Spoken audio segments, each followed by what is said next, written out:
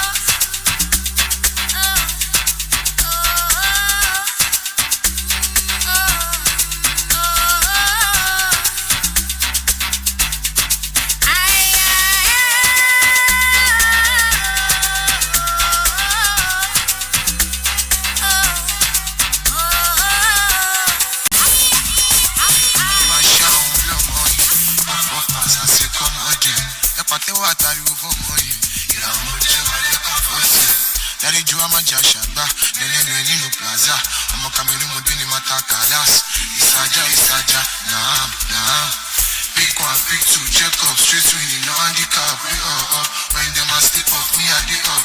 If I shoot it, I'm Like by Olamide Bado and 100,000 people. Me okay so tia me you kilo day. Follow my way. Follow no the road but you hold your teeth first. DJ's on fire.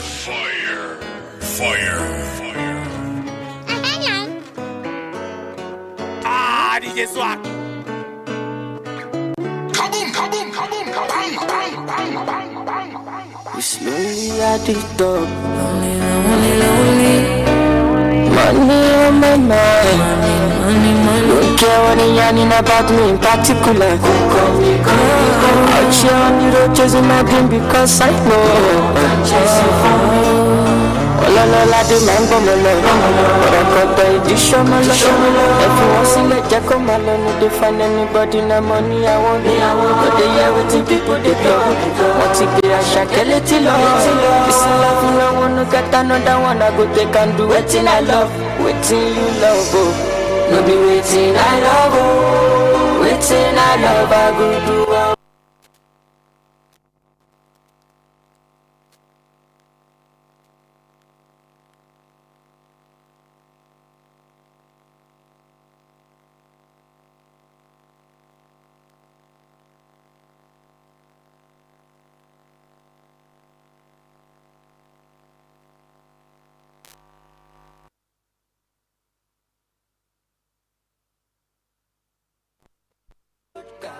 Mr. Money Ginger, but I know the waste time.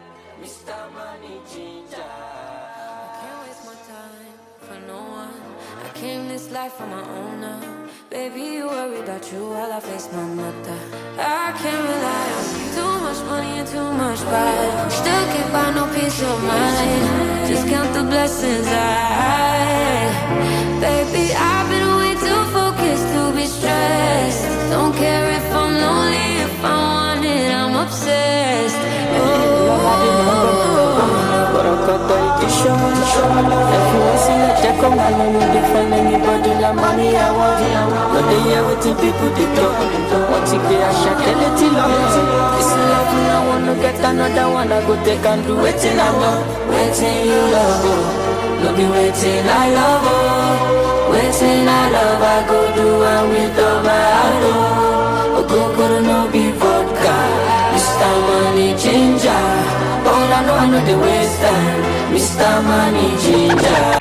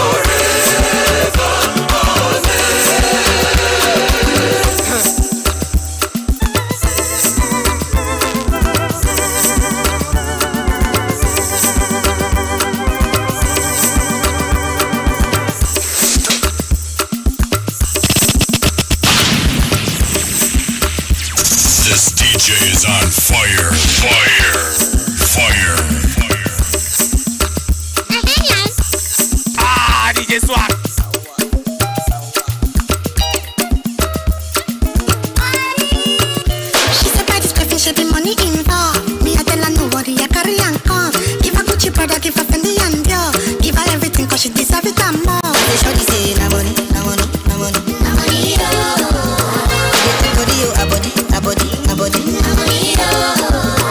they shorty say, na money, na money, na money, na money, a body, a body, a body, a money, shorty say, she gon' wine and for me. If I go dash her money, shorty say she go roll and for me. If I go dash her money, now you dey make my heart tremble. Like mommy, why you fine like this? So if you look well, no be only me come. I carry body then, they bring the money come. I say we no go to the money come. Go call your body then, say there's money on ground. They know the job club, money go surplus. Money catch up, money. They know they bypass, but they like. She said, body's perfect, she be money involved. Me, I tell her no worry, I carry and come. Give her Gucci product, give her Fendi and Dior. Give her everything cause she deserve it and more.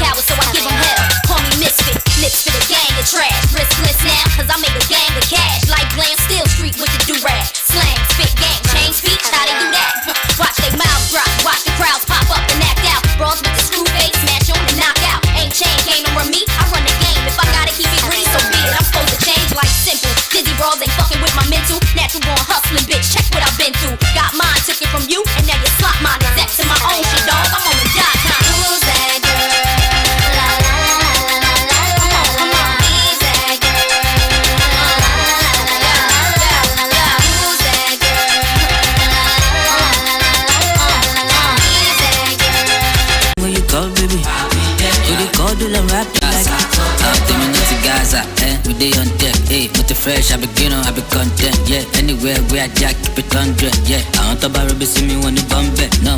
Judge it to nobody but the Malaco. Fish plenty for ocean, my session be like Morocco. I go, do you get down now, up, up. Can't you see what you carry, baby, but you rap up. If I do you come and you want sugar, I go rock on me. I go keep a rocky giddy, I go keep your company. That jolly one in the sun, you come myself for me. No, you want me to give you ratata when you trouble me.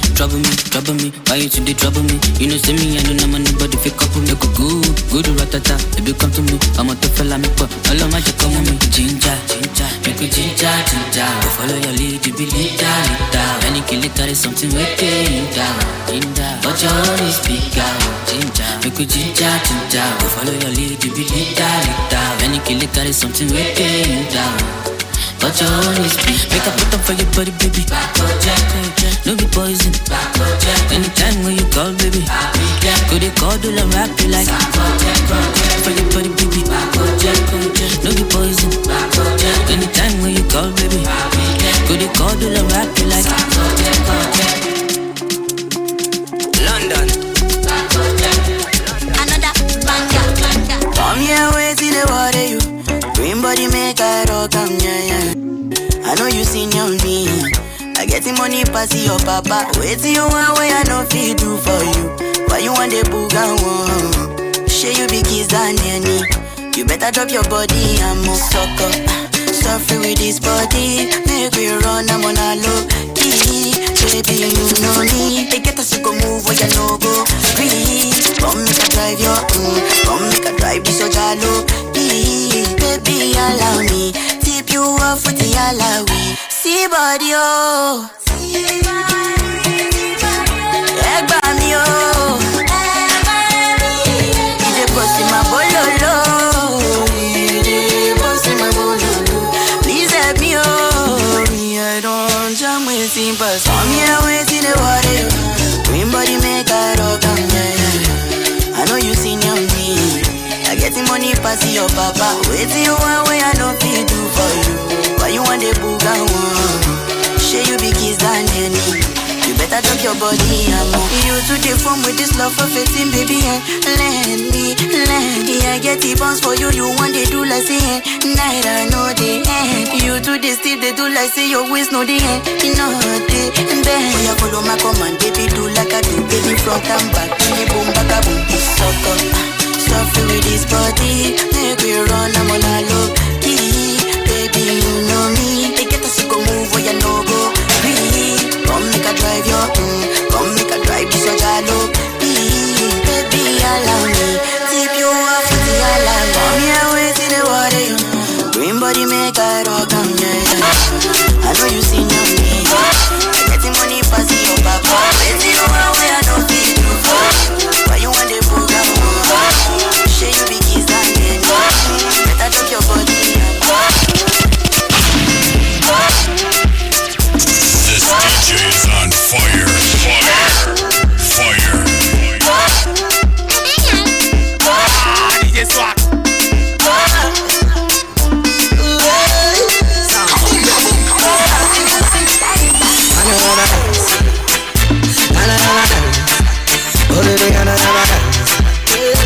Look over my hands.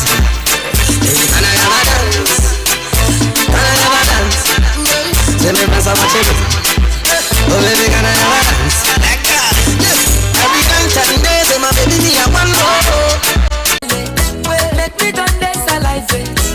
Let's go somewhere private and finish it in the way we start. Looking at you, I kill him. Looking at you, I kill him. No matter the size of, I kill him. Oh, yeah, matter, I kill him. I don't plan on before, I kill him. I just see I'm not for, I kill him. I won't give up my all, I kill him. She no go regret my call.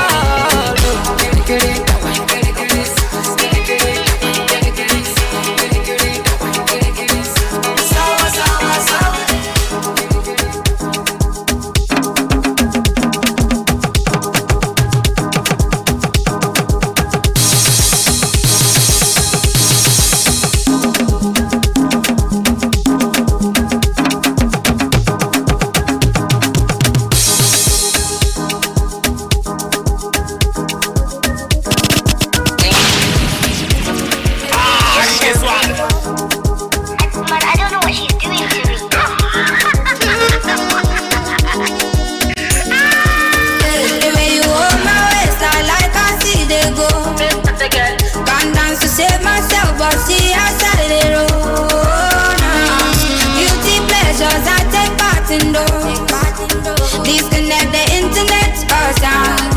Feeling intellectual. I can't tell you're feeling the pressure. I can't tell you're feeling the tension. Move your legs like this and that. You can't drive away the pressure. I can't tell your skill is precious. You can't take the whole direction. Move your legs like this and that. You can't drive away the pressure.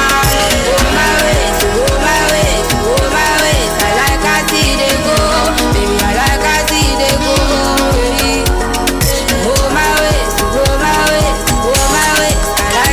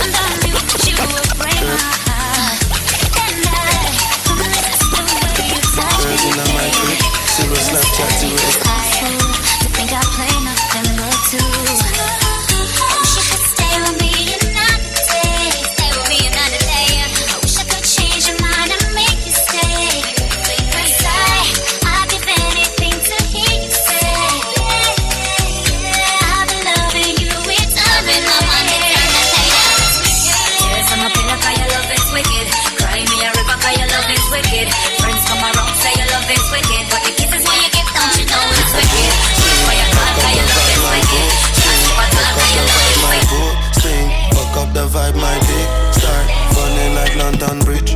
I don't care if I saw you in a magazine or if you're on TV. That one don't mean nothing to me. Don't need a shower, oh baby, I need a free. Lick it like ice cream, as if you mean to be disgusting. It's nothing. Chop my banana, one side I like and no stopping. Go shopping, fuck that. If I don't know, I do. Breakfast on fire, milk daily, milk jack over. As well champagne in my mood. I get a girl from the ghetto. Cat girls from uptown. That's the life of the city boy. Oh yeah, yeah, demo. Oh yeah, yeah, jello. Oh yeah, yeah. Oh yeah, Mama Sheba, come back on. Take me to start with the paragon. Start with the halagon. Cause she knows that my people take a lagon. Moon on my power. As I hate it, I don't speak to my yamo. I'll be my father's son. Cause she knows that I come from Potako. That's why I'm a jago. Start with the dance like I do. Go need a lago. I go show you some bounce and a lago. Cause I be city boy. And as I did for this city, they give me joy. I won't give me boy.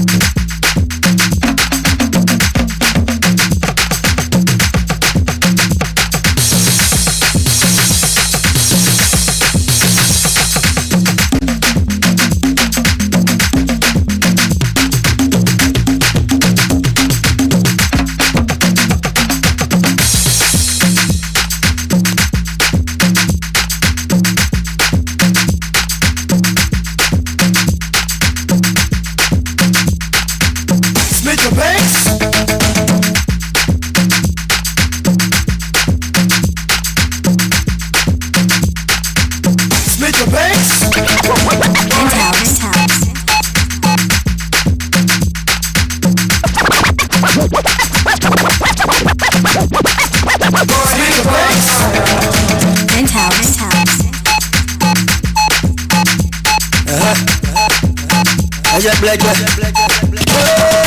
wanna look the way you look tonight, you come with deadly plans tonight, you want to jump on the deck tonight, you ready to kill somebody tonight, allow a guy make a hold you tight, as you see me so I don't like to fight, run with me and I will treat you right, and I will never let you leave my side.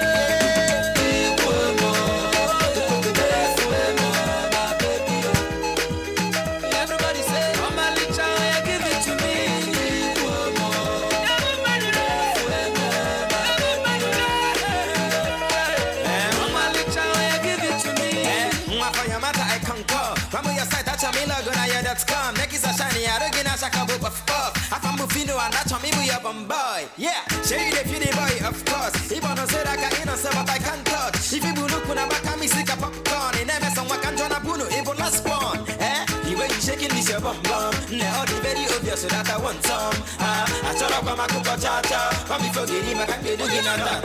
Ungano, where do you make me a baby? Chiri when you chip me a lady. Where do you put me a baby? I don't go like you behind me. I'm all I know.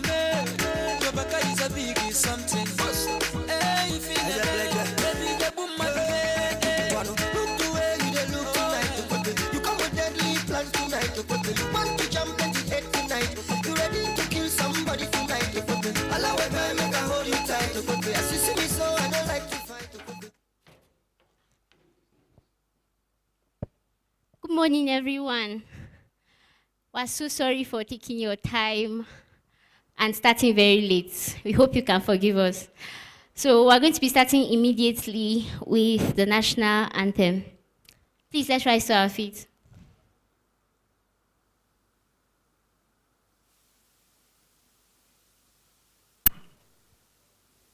Please, for those of us outside, let's make our way inside. The event has started. Please, let's kindly come in.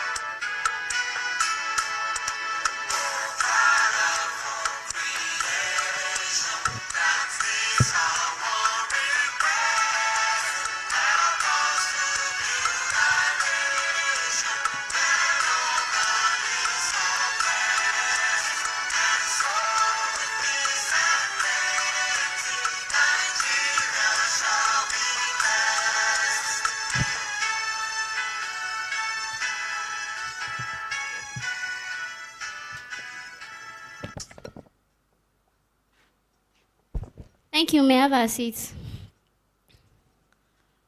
Well, all welcome to day 2 of Jos TechFest. We're all looking beautiful today.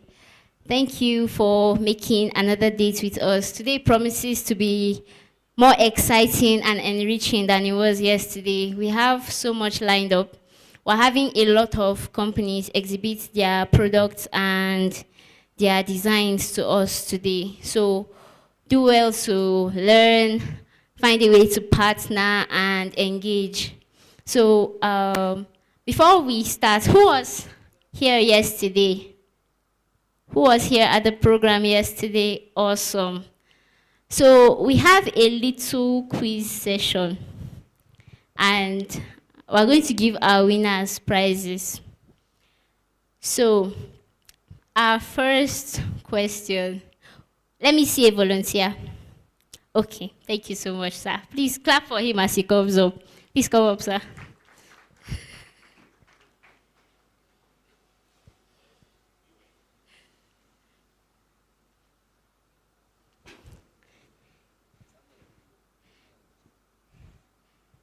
So can you tell us who our keynote speaker yesterday was? There is Dr. from Dean of Computer Studies. Yes. What's his name, sir? Dr. Adamu. I can't get the name. His name is actually Dr. Adamu. Dr. Adamu Usman. Thank you. Please give me a round of applause. So I'm going to give you your gifts after here, sir. Thank you so much. Second volunteer for our second question. Anybody? Should I volunteer somebody? If you don't raise your hand, I'll pick you. Any volunteer? Mount Carmel, any volunteers? Should I pick somebody? Okay.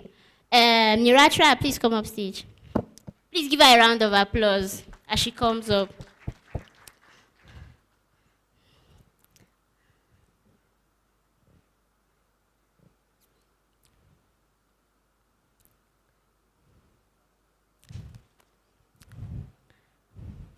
Please give her a round of applause. Is she not looking nice? So we had 2 panel discussions yesterday. What were the topics?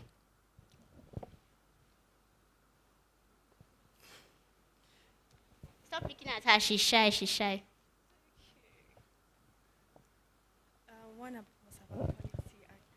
One was about policy. Is that correct?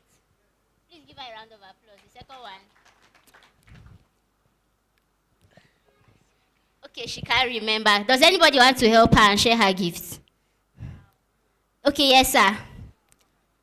Finance, was that it?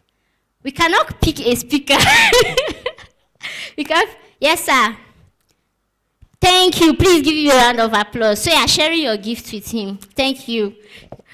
So at this stage, we are going to call forward our organizers to give us a welcome address. Please give a round of applause as we welcome Mr. Biplang Ardell to give us a welcome speech.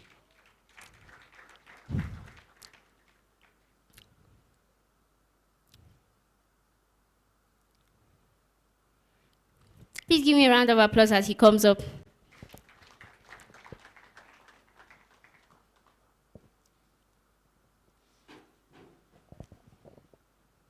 Good morning, everyone.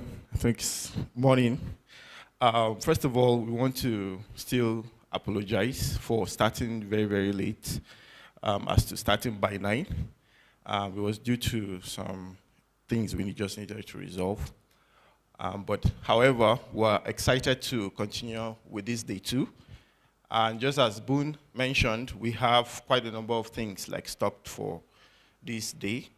It's going to be more interactive. It's going to involve showcasing products and then, trying out different things that we've been working on over time. I'm seeing that for the VR experience that we're going to have today, it's going to also happen behind, just so we can accommodate other product showcase that would be happening on stage. I can see that we have our Money Point partners also here. Thank you so much for being here. And also for our sponsors and partners there, Ascam AI, Recon, Bold and Beautiful, and all those partners are here with us. We want to say thank you, and I'm sure that they will be on stage also to say 1 or 2 things and showcase what they do. So thank you so much. Please enjoy yourself, and then feel free to go around, ask questions. I'm sure that there are quite a number of companies that you might not have heard about them, but you could just go around, ask them what they do, get their pamphlet or something, and maybe there could be an opportunity for you to tap in and network with them. So thank you so much, and enjoy the rest of the program.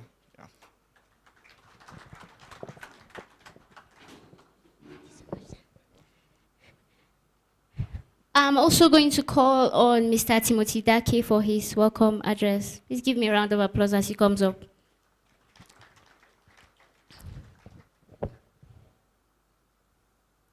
Mr. Timothy Dake is in the building.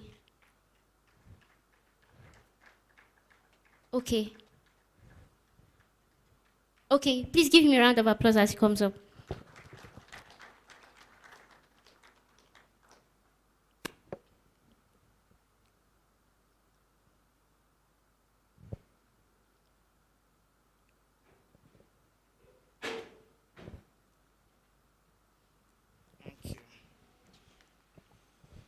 Good morning, everyone.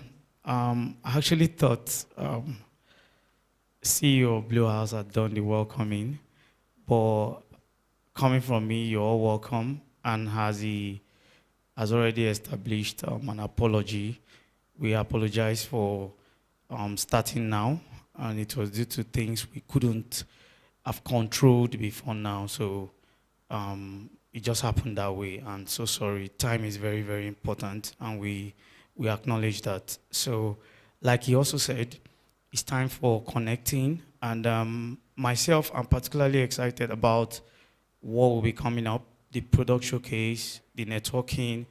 I look forward to meeting a lot of you, know what you do, and then see how we can collaborate and synergize. So once more, I just want to say welcome and thank you for being patient with us.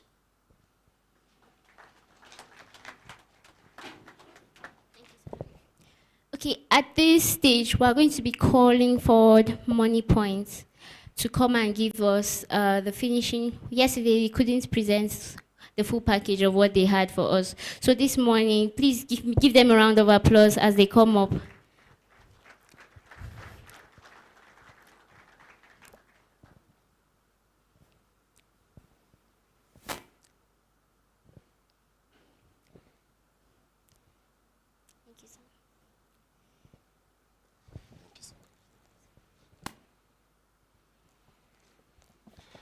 Good morning, everyone. Good morning, everyone. Okay, my name is Sir Ever Progress Edomir Kumo. Please forget about the last one. You might have issue with the weather. So, Sir Ever Progress Edomir Kumo from Money Point. Then before I proceed, let me quickly thank the organizers of this event. Thank you for putting this together. Thank you for thinking towards this direction in bringing innovators, creative minds together. You know, one thing I value about life and business is contact and information. I can have the right information but don't have the contacts. That will limit my growth. So today I have the opportunity to meet with the HOD of tech in a university. I have the opportunity to meet with CEOs. You know, meeting people have a way of giving us the internal motivational system to would want to push further. So thank you for putting this together. Thank you so much. Thank you. I really appreciate that.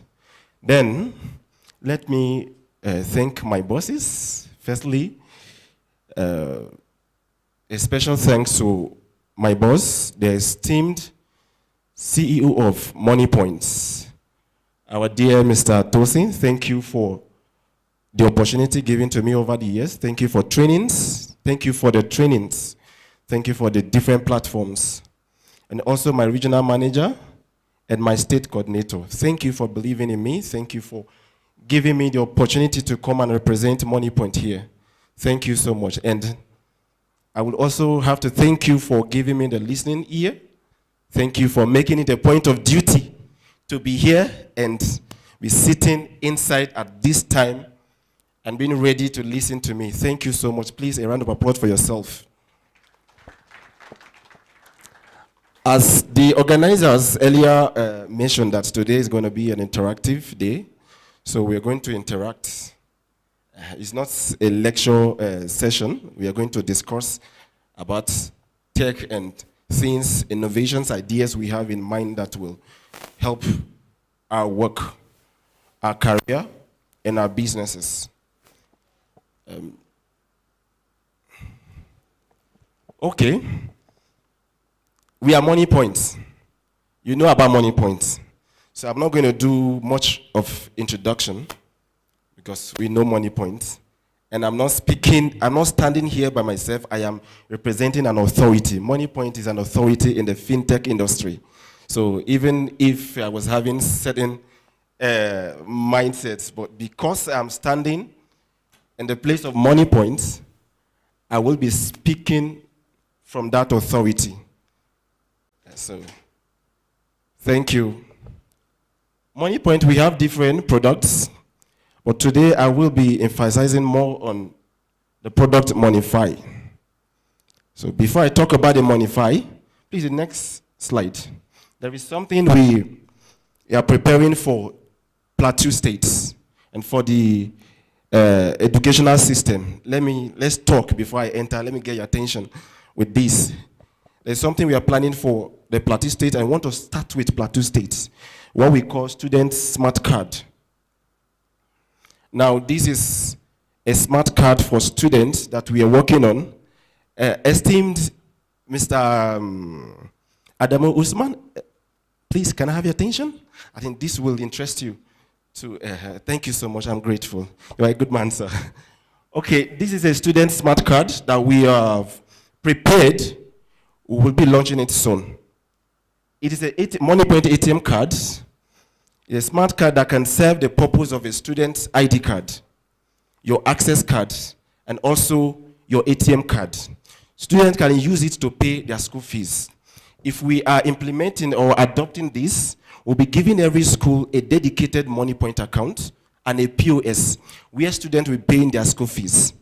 So in case there is an issue, a transaction issue with the school or account, anything, we will be able to track through the student's matric number. The card, you can see, there's matric number, your course is there, faculty, your name, expiry dates is also there. So we'll be able to track it easily and also avoid, those things that will make students to pay school fees twice. Sometimes we don't know where the money went to, this and that. So we are managing the both accounts, the student accounts and also the school accounts. Is this what's pursuing for? I want to hear from you. Do we have students here? Are you happy about this? It will really help us. And the same money you would have used to get your ID card, we will use it to produce this for you. It's a student smart card. So after this meeting, I'll be meeting you, sir. So we'll discuss more on it. Thank you so much, sir. I appreciate. The next slide. Okay. This is one of our products. I know most of us are not conversant with this particular product. In Money Point, the product we are used to is the POS machine and personal banking apps and the ATM card. But this has been in the system for a while. But now, if I'm talking to you about this product, I'm not talking to you as a person. I'm talking to you as a business, because this is business-to-business products. Because I know very well that in the nearest future is the next 2 hours, next 2 minutes. So you'll be coming up with your own business, your own product that would or might need these are products. So I'm talking to you not as an individual, I'm talking to you as a business. If you're not planning to have a business or own a business, please do plan. As an innovator, we don't look for who will employ us. We look for how to create employment. In having the desire to create employment, you will make the money. I do tell people that works with me, don't think about the money you will make. Think about the impacts. The impacts generate the money. Okay, so this is Monify, a gateway, a collection and payout solution. Can I have the next slide? We are a financial technology company digitizing Africa's economy, building financial platforms for business, providing them with all the payments, banking, credits, and business management tools they need to succeed. Currently, we are doing a transaction for 600,000 businesses and performing 150 million transactions monthly with Monify. Not Money Point as a whole, with Monify, just this product. Then $8 billion average monthly transaction value. This 150 million transaction results to this 8 billion. So it is not a baby, it's not a product, or we are not nephews to the system. So whatever we are bringing, in Money Point, what is doing well. We don't play with quality, we don't play with also quantity. We have Money Point POS everywhere. So we like giving the best and also giving as much as possible. Now, one thing about Money Point. Money Point. Look at the name, right? If you have a dealing with Money Point, you're making money your friend. You cannot have a dealing with Money Point and you don't have money, then what's the point? No point. Money Point. If you're a Money Point, we make money. So if you're planning to have any business or product that you would want to use any of our products or partnership, come, we'll make money your friend. Okay? So this is what we do. The next slide, please. In 2019, we pioneered the first payment gateway that allowed for real-time payment processing via automated account transfer called Monify. Real-time, not the one, I've been in Jos for a few months, and there was a time I wanted to buy a unit. I used buy power. I tried buying units. They brought out a particular bank. If you're using buy power, you know that bank. And I made my payments. I waited for like 15 minutes. It was still processing. I just ended the time. I went and used Money Point within few seconds. So, we have the trust. We have your trust. I know you would trust me to trust you that you have trusted us so far with our services. So, this is another one that we are bringing to you. If you're planning to own a transport app, planning to own a website that you will be allowing, or you want your customers to be doing their payment online, contact us. Monify is here to really make your business easy and seamless, making your customers' transactions so seamless. Okay, the next slide, please. Okay, Monify consistently churns out technology-forward payment solutions that provide an easier, faster, and more efficient way for business to receive payments on their web and mobile applications. We are tech guys, so we understand this. Then we have several APIs. We have the pay with transfer. In this Monify, you have the pay with transfer where you made your transfer while either buying or transacting with that business. We have the pay with card. We have pay with USSD code, which are very rare with most of the products or businesses that authorizes online payments. Then we also have pay with your bank, pay with QR code, and pay with phone number, very new. You can pay with your phone number. My colleagues have said that yesterday. Please, the next slide. Okay, Monify also has POS solution that allows businesses extend automated payment services at their physical locations. Monify currently provides payment solutions to public and private sector businesses, some of which are Plateau State, Edo State, Kogi State, Piggyvest, Showmax, Buy Power, MultiChoice, Baxi Box, Jumia, Konga, Genesis, StarTime, and every other person that are planning to bring up or venture into businesses that would need these particular services. So we are currently rendering service or partnering with these businesses. These are not baby businesses. We know Jumia. We know Plateau State. It's not a baby business. For them to trust us, that's to tell you that we know and we understand the system. The next slide, please. Next slide. I mentioned this before. You can pay via your card. Next. We know about this. I think there's no need for me to explain this. The next. Because we are tech guys. We're not just, all of us are tech guys. So it's an exhibition of ideas and innovation. Okay?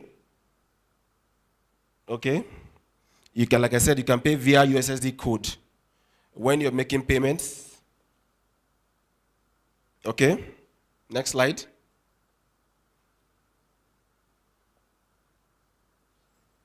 Via phone number. Okay, let me go back, please.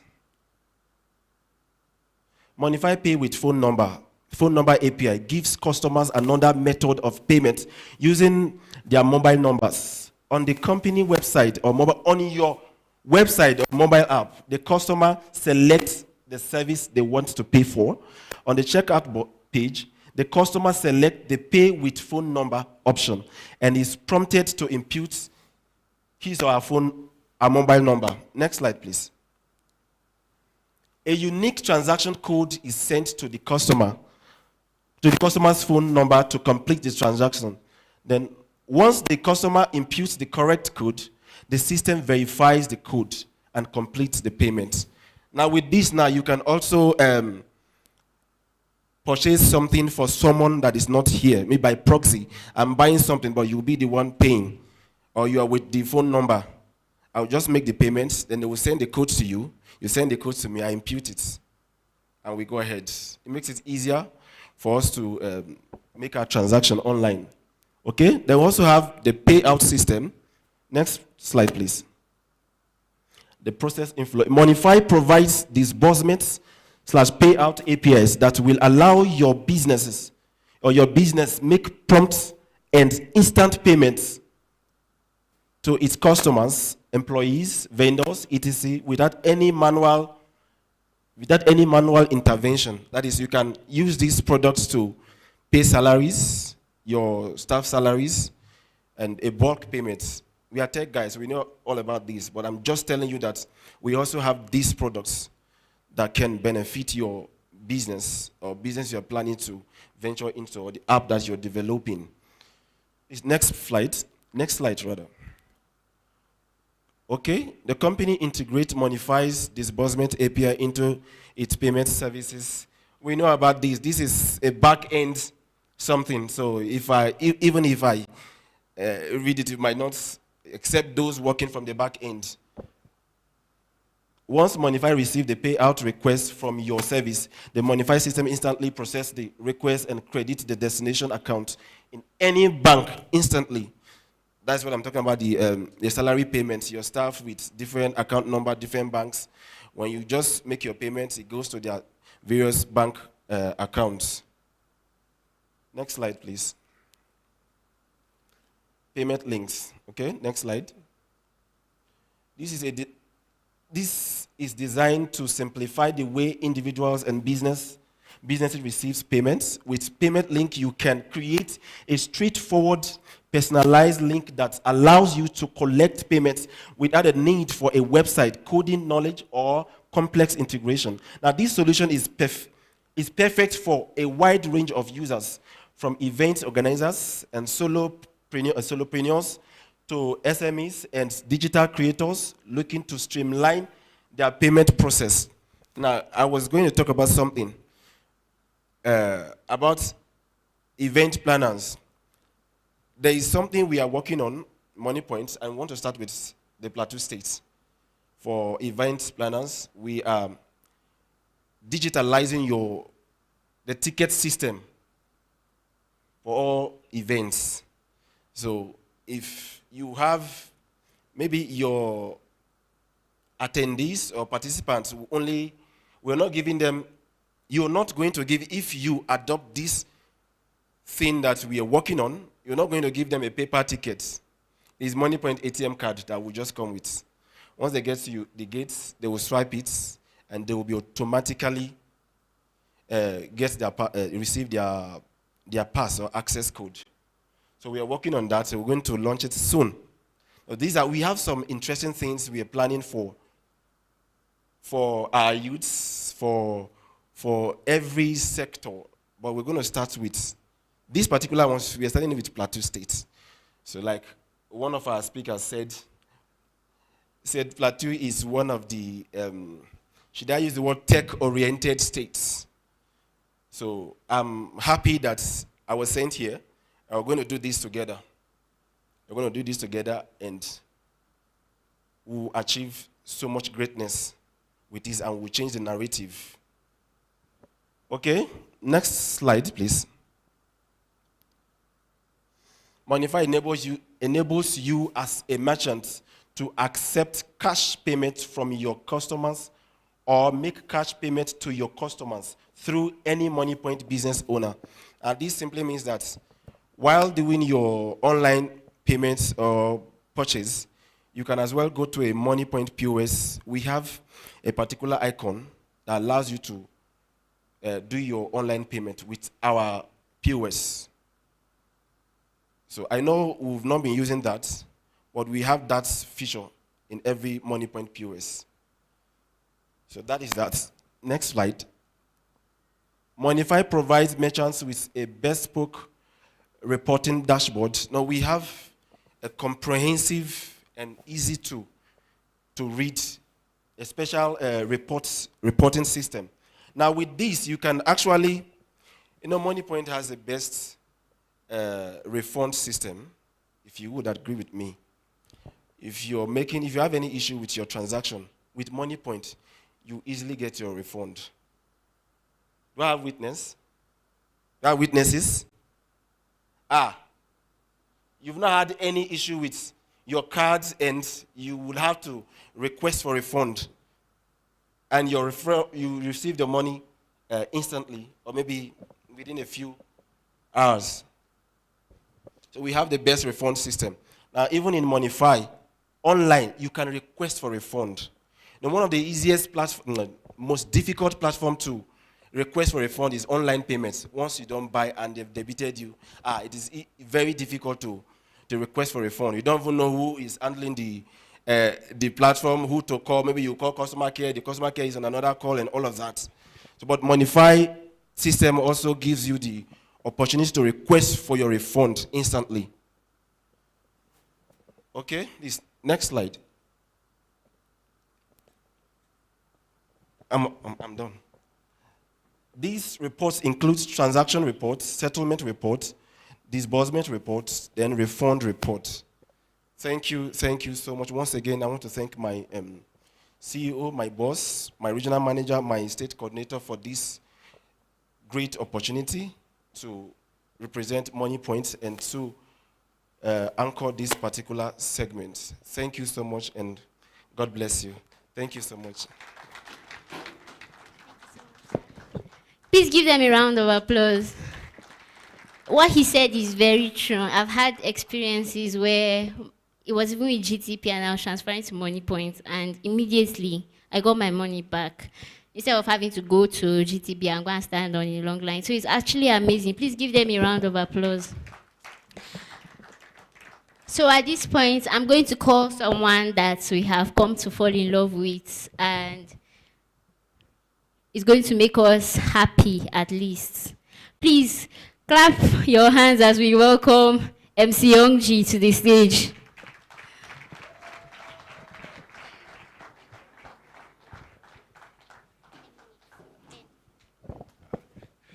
Oh boy. Good morning. If you were here yesterday, by a round of applause, let's get to hear your hands clapping. Those that were here yesterday. Dr. Adamu, morning, sir. Then today is your first time of joining us. By a round of applause, let's hear those hands clapping. Okay, you're welcome. Here we listen, we do not judge. And then for those that were asking me about the friends I saw yesterday, the back-end developer and the front-end developer, I thought that was the end. I saw full stack today. Everywhere is intact. MoneyPoint, please, a round of applause for them. Like I said earlier, we listen, we do not judge. There's this money I borrowed from you, I have not paid. Remember, we listen. I would have paid back, but mind you did not play go-go that particular week. So I don't know, sir, is there any way you can give me another? I promise not to use Man U this time around. I'll just bet on the referee to blow whistle. They will still blow trumpet that day you blow whistle. I mean, sporting bet is one of those things that is messing so many people up, and I hope most of you are not doing the unnecessary. When I hear people come out to speak like this, it touched me for body. I talked about my school, for those that were here yesterday, and someone was now, there are these people that just always want to take it extra. Someone now met me and said, are you serious that your school is now pow? Aye. I now Googled it. She now saw that for real, the school is pow. So you're now saying, so how did you now survive in that school? Or how do people do? I said, well, in your school, like which school do you attend, sir? You can? Which school did you graduate from? Yes. University. Mina. That is Foot Mina. Why? She means FUT, Mina. That's frustration under tension, Mina. You went there. Dr. Adamu, you're an academic doctor, which means you did degree. Scratch that. You did nursery school. You pass. Primary, you pass. Secondary, you pass. With secondary result, you can join police. So you say, You went to the university. You studied. You finished your first degree. You pass.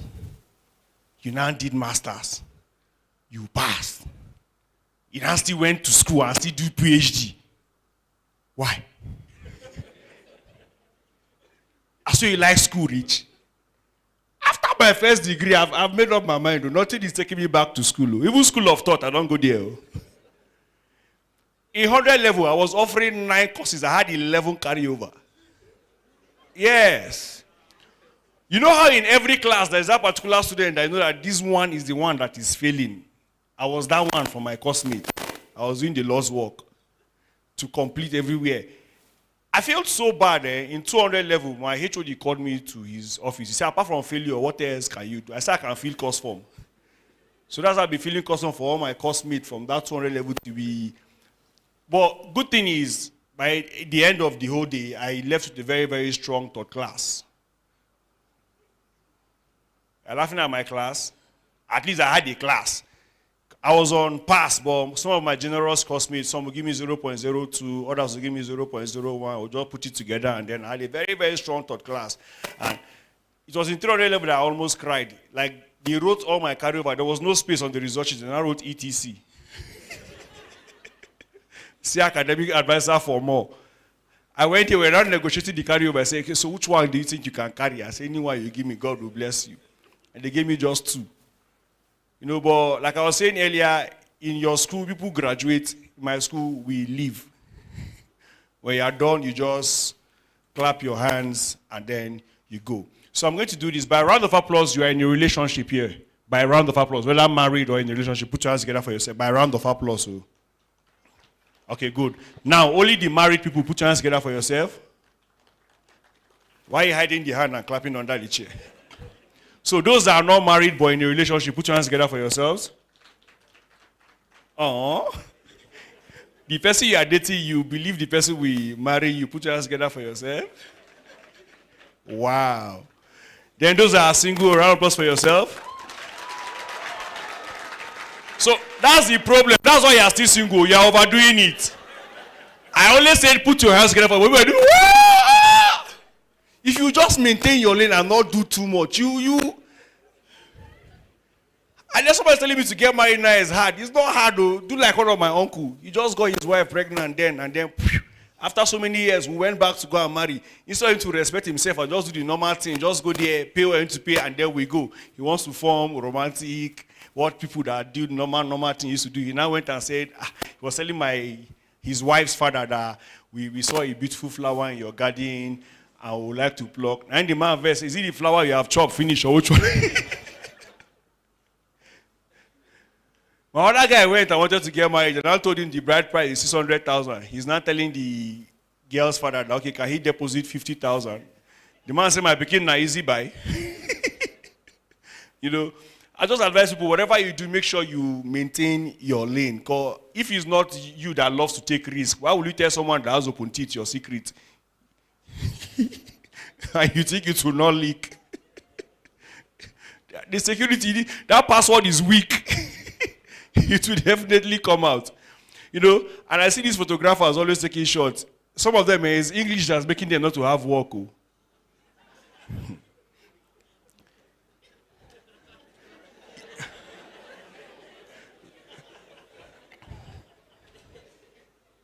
It's not like if you stand and snap, you do not walk. But so that you look as if he's actually doing the Lord's work. You now be bending down and doing like this. One of my friends lost one eye to an accident. And I said, what else can you do? So I can do photography. No need for focus. I'm focused already. I said, but if they pay you, how will you see the full money? So I'll be collecting 50-50 so I can know that it's complete. Because these photographers, simple work that you do, just tell us, okay, I'll be able to take the pictures and deliver. But no, you want to show you're a professional. You want to use the right words. You know, as a photographer, and I say, if you give me this contract to take this family picture, I'm not just going to take a general picture. I'm going to shoot your mom and frame your dad. The people do not understand that shoot your mom means I'm going to take a shot of your mom and do a frame of your dad's picture. They feel what they got is he wants to shoot the mom and frame the dad for shooting the mom. Then I said that we cannot give you the contracts that you are looking for. And for those of you that are here, please, I advise you better learn this tech thing very well to help you. Because without my results that I finished, if you go and look for work in this country, what your eye will see, what Tinubu is showing you is IT. The main one is where you go to look for work. Have you gone to look for work before? Anything they have to look twice, there's problem. Those from UG will just bring their results. Okay, University of Jos, they'll drop it. You bring your own. ABU Zaria, okay, drop it. ATBU, wonderful, to drop it. And now submit my result. Wow. He will now ask his colleague, are we taking security measures? Sir, it's not security I'm applying for. You know you have problem when they collect your own CV. They now turn the back and told others to write their name on it. I look forward. You got to one point, everywhere I go to, they say, we'll get back to you, we'll call you. The last place I went to, the woman said, we'll call you. I say, swear. If you don't swear, I'm not living here. You know, and then I see people like, someone like Biplang now, his children are going to be proud of him. Dr. Adamu, your children will be proud of you. Money pointer, they are already proud of you. Because of the kind of work you do. My father, he is proud of me. Because of the work he did. I'm going to mention what my dad did, and if you laugh at him, God will judge you. We listen, we do not judge, but God, they judge. My dad was a police officer. And my mom also a police officer. Then my dad's younger brother is a NEPA. So everybody here, except you want to lie before God and man, you have sworn for police before. You must not swear for police by default. Even when I did very small, I did go to school with like 7 other friends. For morning, I go pray, Father, bless my dad, bless my mom and what they do. Then my other 7 friends go, they say, God go punish police. So I'll come the way my 1-man prayer, 7-man swear, which one God go even want to attend to. Because if not for your swear, I think I went to school now. I should not be doing this thing I'm doing now. Why am I doing comedy? Your swear.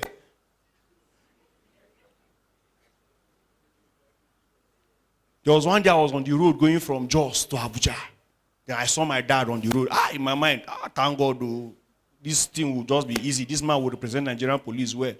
When we now got there, my father now did as if he does not know me. He was now telling the driver, Nigerian settlement. And I'm like, Daddy, who is your father? And I said, okay, let me try and use their language. And I say, Esprit de corps. You say, are you a corpse? So the driver give my father 1,000 naira. My father say, you no get change. The driver say, how they go do? And my father give a written note. You can't write. This driver has given us 1,000 naira at Hawan Kibo, minus 500, minus 15 naira from every other checkpoint. So once we go to the next checkpoint, the driver will just show them, they will just sign minus 15 naira. And so we'll do. By the time we reach Maraba, we'll come go police and collect 350 change where remain because of the crazy country we find ourselves. You know, and I tell people so much, whatever you do, and just try and focus and make sure you do your best. There's this guy that was a hype man, but the thing was not paying him. He now went into armed robbery. Inside the armed robbery, you see they use hype, the rob. He go just bust into door. Bah! Wait! Who they? Everybody lie down. Also like that, call you armed robber in the building. Wahala. Oh boy. And then I just feel there are some people that should not be allowed to use some sentence in their life. I mean, imagine you about to board a plane and you hear the pilot on the phone with his friend. Say, I just finished my crash program on my first flight. Or, like, this one happened for real. They got a doctor. They wanted to shoot a movie, but they needed someone that will do everything, that will make everything real. So they got a doctor to play the role of a doctor in the movie, but he's not a trained actor. So they've told the camera guys, this guy is a professional doctor, so make sure you get all the angles right.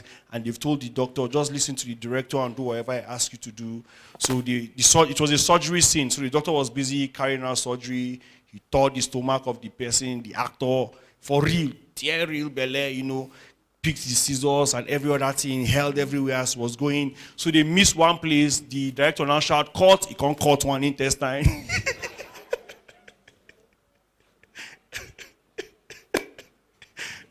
Oh boy, and that's the end of his career as both doctor and actor. So whatever you do, make sure you maintain your lane and you stay on course.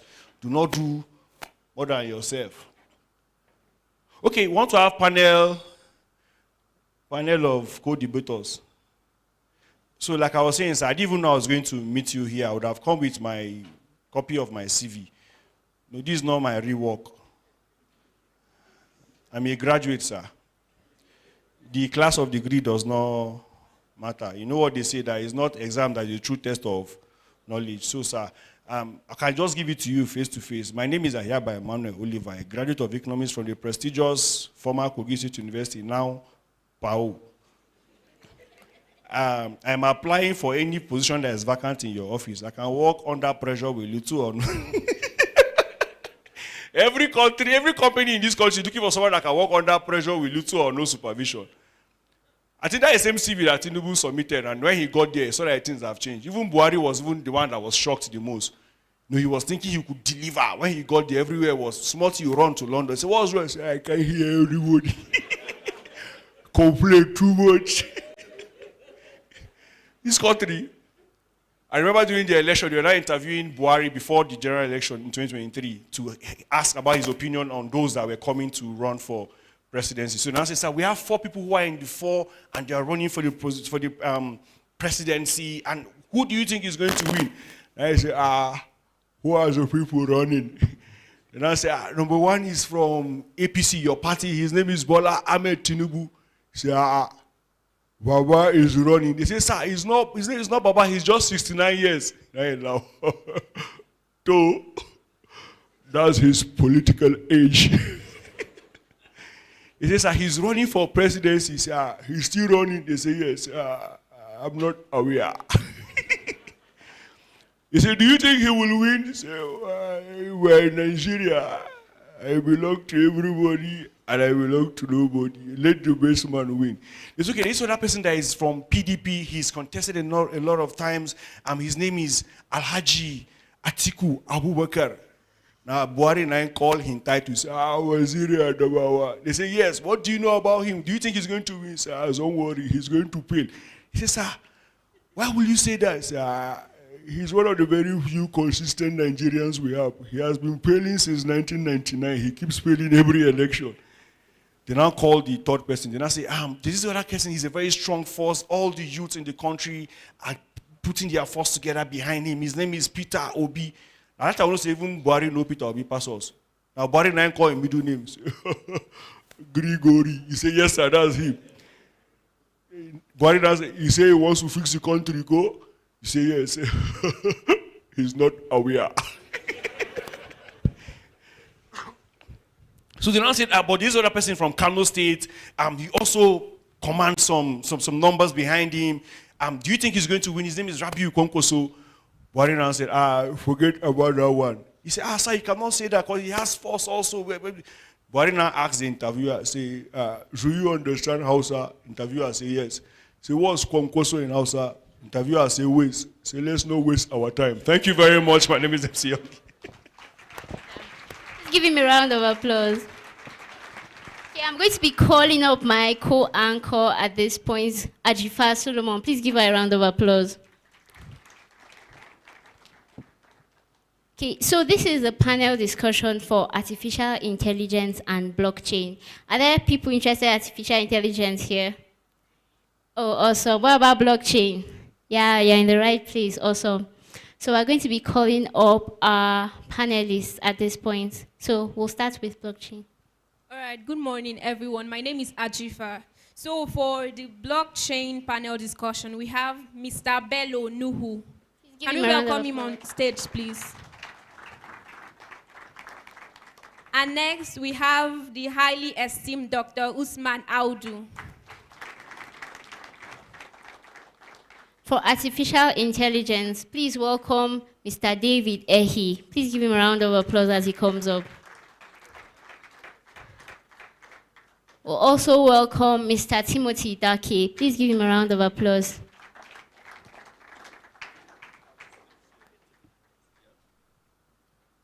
And finally, let's welcome Mr. Samuel Ducey. Please give him a round of applause.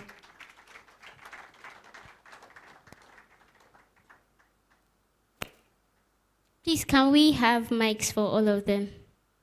Thank you.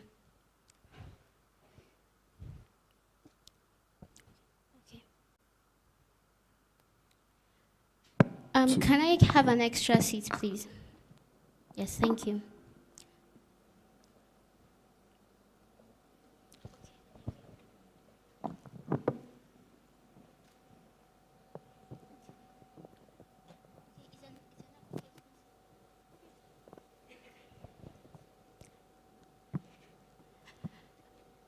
So, good morning, everyone, and welcome to our panel discussion.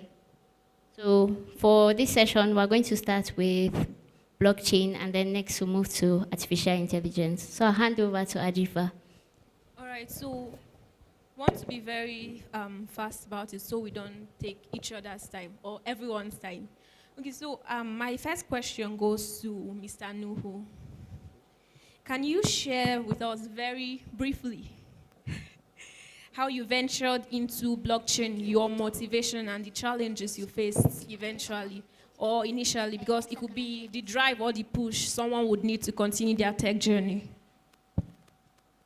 Okay, thank you for this opportunity. My name is Bello Nuhu. I am the co-DevRel for Super Team Nigeria. Super Team Nigeria is, for Super Team Nigeria in the northern region, Super Team Nigeria is a Solana ecosystem, and we help people, developers, writers, content creators, and anything blockchain. We help people to learn and earn. So going to your question, I've been a back-end engineer for some years. I think from 2019 to 2021. I left software development at some point, and I returned back in 2022. Yeah, just to pick it up again from the scratch. And it appeared like the Web 2 was too saturated then. So I began to make research, and I picked interest in blockchain development. So it was really challenging because most of the hubs and the communities we have around were not blockchain, we're not leaning towards blockchain then. So the information locally here was limited. So I became very active on X, now, on Twitter, now X. So from there, I got in contact with an education platform, Encode Club. Yeah, so I think in my comeback, that was the first point of contact I had. So from there, I went into EVM. Yes, I started learning on Ethereum. So I took a couple of courses, and I stayed there, I think, about a year. And then I finally moved to Solana, to the Solana ecosystem. So some of the challenges I faced was, we're in Nigeria here, so sometimes you could get like classwork, or you have video meetings and stuff like that, and then you don't have light. And if you see my room, I have MTN 5G router, Airtel 5G router. You get like a hair, because the challenges with internet connection also. So these were some of the challenges we faced that can be localized here. All right. How about moments when you felt down, maybe you did not want to continue? What motivated you? Okay, I think at first I was kind of, because I was going just online, so I was kind of isolated. So I really I really had a lot of like downtimes then, because like I don't have somebody within here or someone to talk to. Yeah, so sometimes I just had to push through. I've been attempting like bounties and other things, so like they've been helping me to like keep afloat. Yeah, because getting the jobs were not really easy. Like you could see like very sweet jobs like 170,000 euros a year and stuff like that. But getting those jobs are not really easy because it needs some certain level of skill and, will I say connection also, and exposure. Yeah, it needs them. Yeah, you need to be known to like have access, or someone refers you to these kinds of jobs. So one of the main reasons why I moved to Solana was because of the super team ecosystem. Yeah, they do have like, here in Jos, we have like a monthly meetup where we all meet up somewhere in Jos. We've used this venue several times. So we do meet, we have like weekly ecosystem calls, like video calls. We share our challenges like locally. There are assistants here and there are bounties, there are like so many other things. Yeah, so it has been helping. All right, thank you very much. So from what he just shared, developer communities generally are important. It's one of the things that's going to keep us going if we want to go very far in this system. Okay, over to you, Boone. Thank you so much. My first question is to Mr. David. So, how do you envision artificial intelligence transforming industries over the next decade? Good morning. My name is Mr. David Daniel, CEO of David Creators. Very nice question, Bruno. I would say if you're paying attention, the transformation is already happening. I believe it was November 2022 that we received ChatGPT into the market. And ever since then, there's been a monumental amount of large language models that we released. So, within D&D Creative Agency, what we do is we, research into these tools and we try and understand how we can apply them into our workflow. As we're getting new client work, we find that instead of hiring new people now to take on the extra load that we're getting, we're just using AI to automate certain steps. So we need few domain experts. We need one guy who's really good with drones, we need another guy who's really good with front end, we need one guy who's really good with back end, we need our PR developer, so one graphic designer. We don't need multiple people in each domain anymore. We need one person who knows the fundamentals, and we need a series of AI tools. You can use Luma AI for your videos, you can use Midjourney for your images, you can use Suno for your music. So really, if you're paying attention, the transformation is underway. 10 years from now, what are we going to be looking at?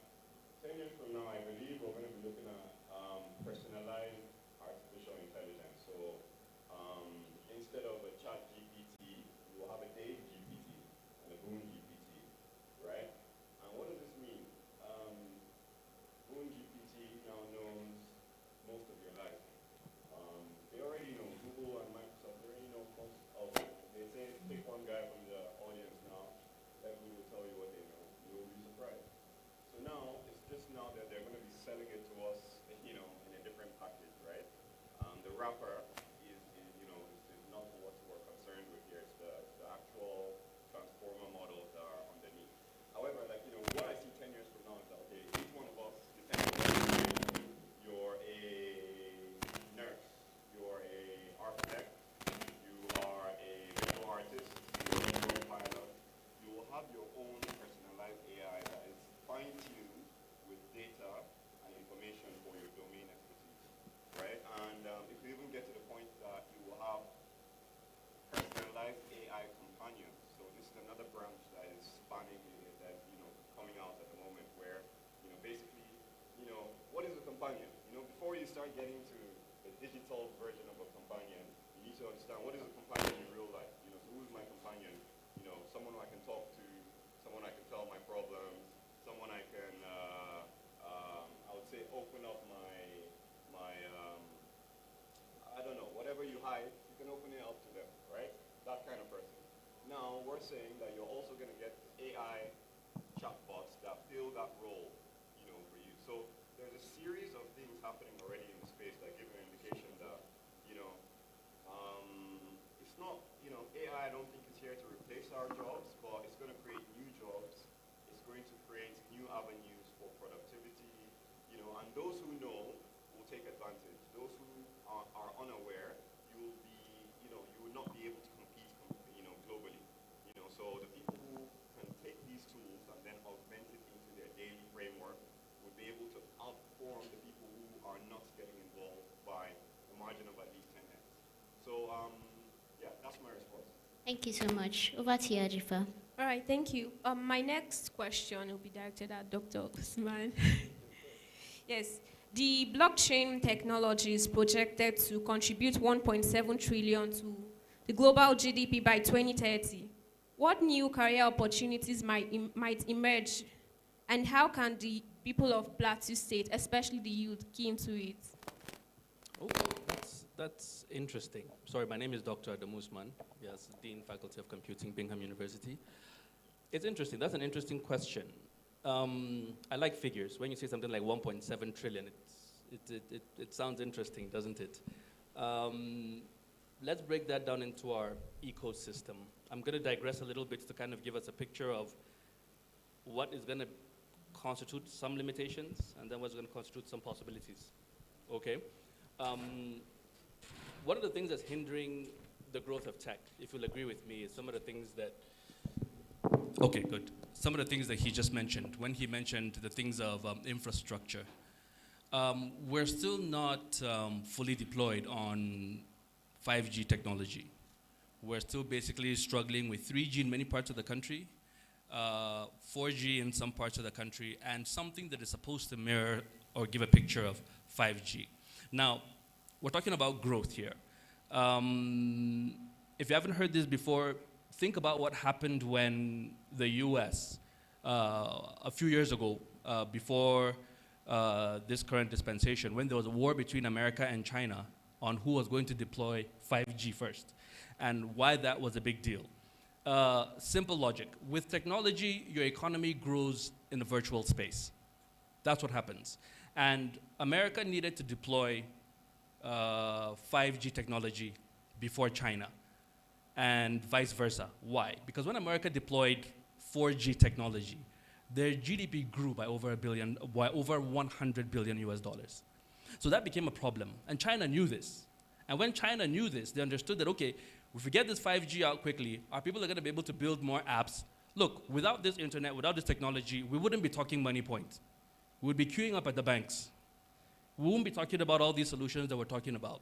So without good connectivity, without even the platform to execute, we wouldn't be having this conversation here today. So bringing us to the plateau and the things we're trying to do. Yesterday, we talked about things like infrastructure and what the government is trying to do to put things in place. Now, when you look at the blockchain, one of the biggest challenges the blockchain has is not even local here.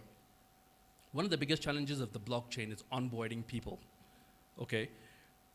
Getting wallets, getting people to understand how to use wallets, getting people to understand. So there's a big dynamic gap between training people to understand how to use the blockchain and then the benefits they can get on the blockchain. A lot of the people who are benefiting from the blockchain today are people who are patient enough to actually get on it. So how we could help Plateau. There are so many things here that are virgin to the things that we need to do. Yesterday I mentioned a bit about things like even using NFTs, for instance, to resolve land disputes. If you could even store land records on things like NFTs, they're non-fungible. There's no point always going back and forth saying, I sold this land to this person, sold to this person, sold to that person. These are some of the things that the blockchain gives us security for. So those kind of opportunities are there for to build apps to solve those kind of problems. You could also translate them to things like transportation. I'll give you a small snippet of something that we are actually building at the moment, okay? We have done a little work with Blue House Technologies, and there's a few more things that we're going to expand on. But there's something we're building, okay? It has to do with coupons. It's the coupon industry. Understand that most businesses today, if you buy an item, right? Some people reward you. I like to use this analogy, for instance. If you have a coffee shop and you spend a certain amount on coffee, and they said, okay, this guy is a repeat customer, let's give them a reward. What we've done now is that, okay, look at something like an NFT. The coupons come in the form of NFTs. And if the coupons are in the form of NFTs, it means that if I collect a coupon, for instance, from MoneyPoint, I can only redeem that coupon at MoneyPoint, right? If I get a coupon from a coffee shop, I can only redeem that coupon at that particular coffee shop. But what we're saying now is that, okay, take that particular coupon now, and I can trade it with you. Let's assume you have a mechanic workshop, and you tell me, okay, I have a coupon for a mechanic workshop. Somebody has a cinema. Somebody has different things, okay? What we're saying is that the blockchain now is giving us opportunities where we're adding value now to that one item. What if I buy it and I don't want the coffee? But I have the coupon, but I don't want the coffee anyway. But I can go to a mechanic shop now or trade with somebody who has a coupon from the mechanic store, okay? The opportunities are limitless. For being here today, these things could have been done with NFTs. Think of contacts, think of relationships, think of so many things.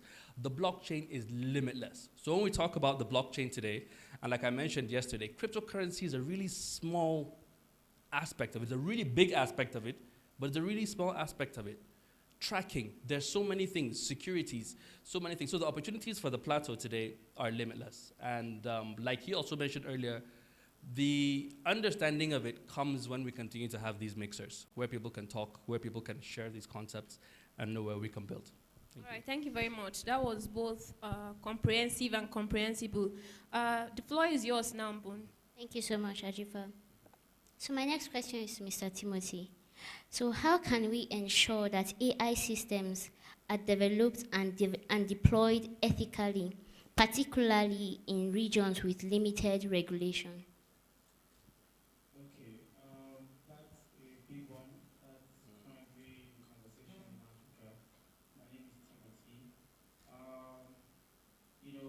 Currently, globally, they are still struggling with regulating and then bringing up framework.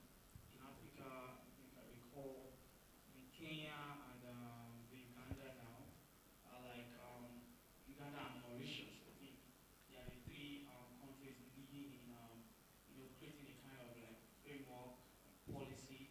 I remember earlier this year, I was invited by the presidency to advise on the national AI strategy.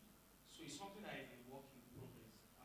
But when you say ethical AI, I usually say right now, it just depends on people's character, people's their conscience, and what they're using AI for. Because there are no effective regulations right now in the space of AI, especially as it has to do with Africa, people just tend to do things right now. So the only, what I'll say is this, I'll just put it this way, being ethical with AI right now depends on how individuals will have access to this tool to use it. I remember a teenager died in the United States as a result of getting addicted to AI. A particular chatbot he was taking was a particular celebrity. He was so addicted with chatting with this chatbot. At some point, he found out that, wow, this was just a model chatting back. And then the guy committed suicide. That's even in the United States. Right now, I was just checking yesterday. I saw that while people are still using ChatGPT to improve their resume and use ChatGPT to be more productive in the offices, others, researchers, some bad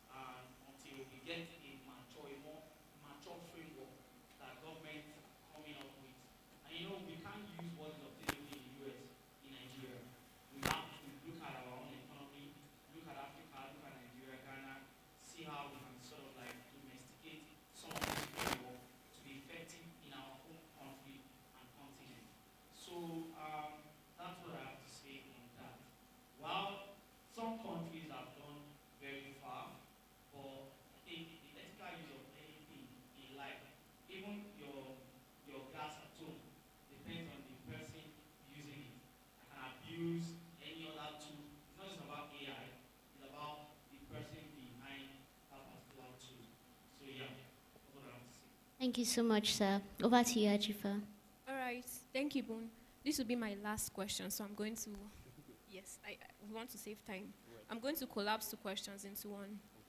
So you speak, then he weighs in on it. Yes, Plateau State is the home of peace and tourism.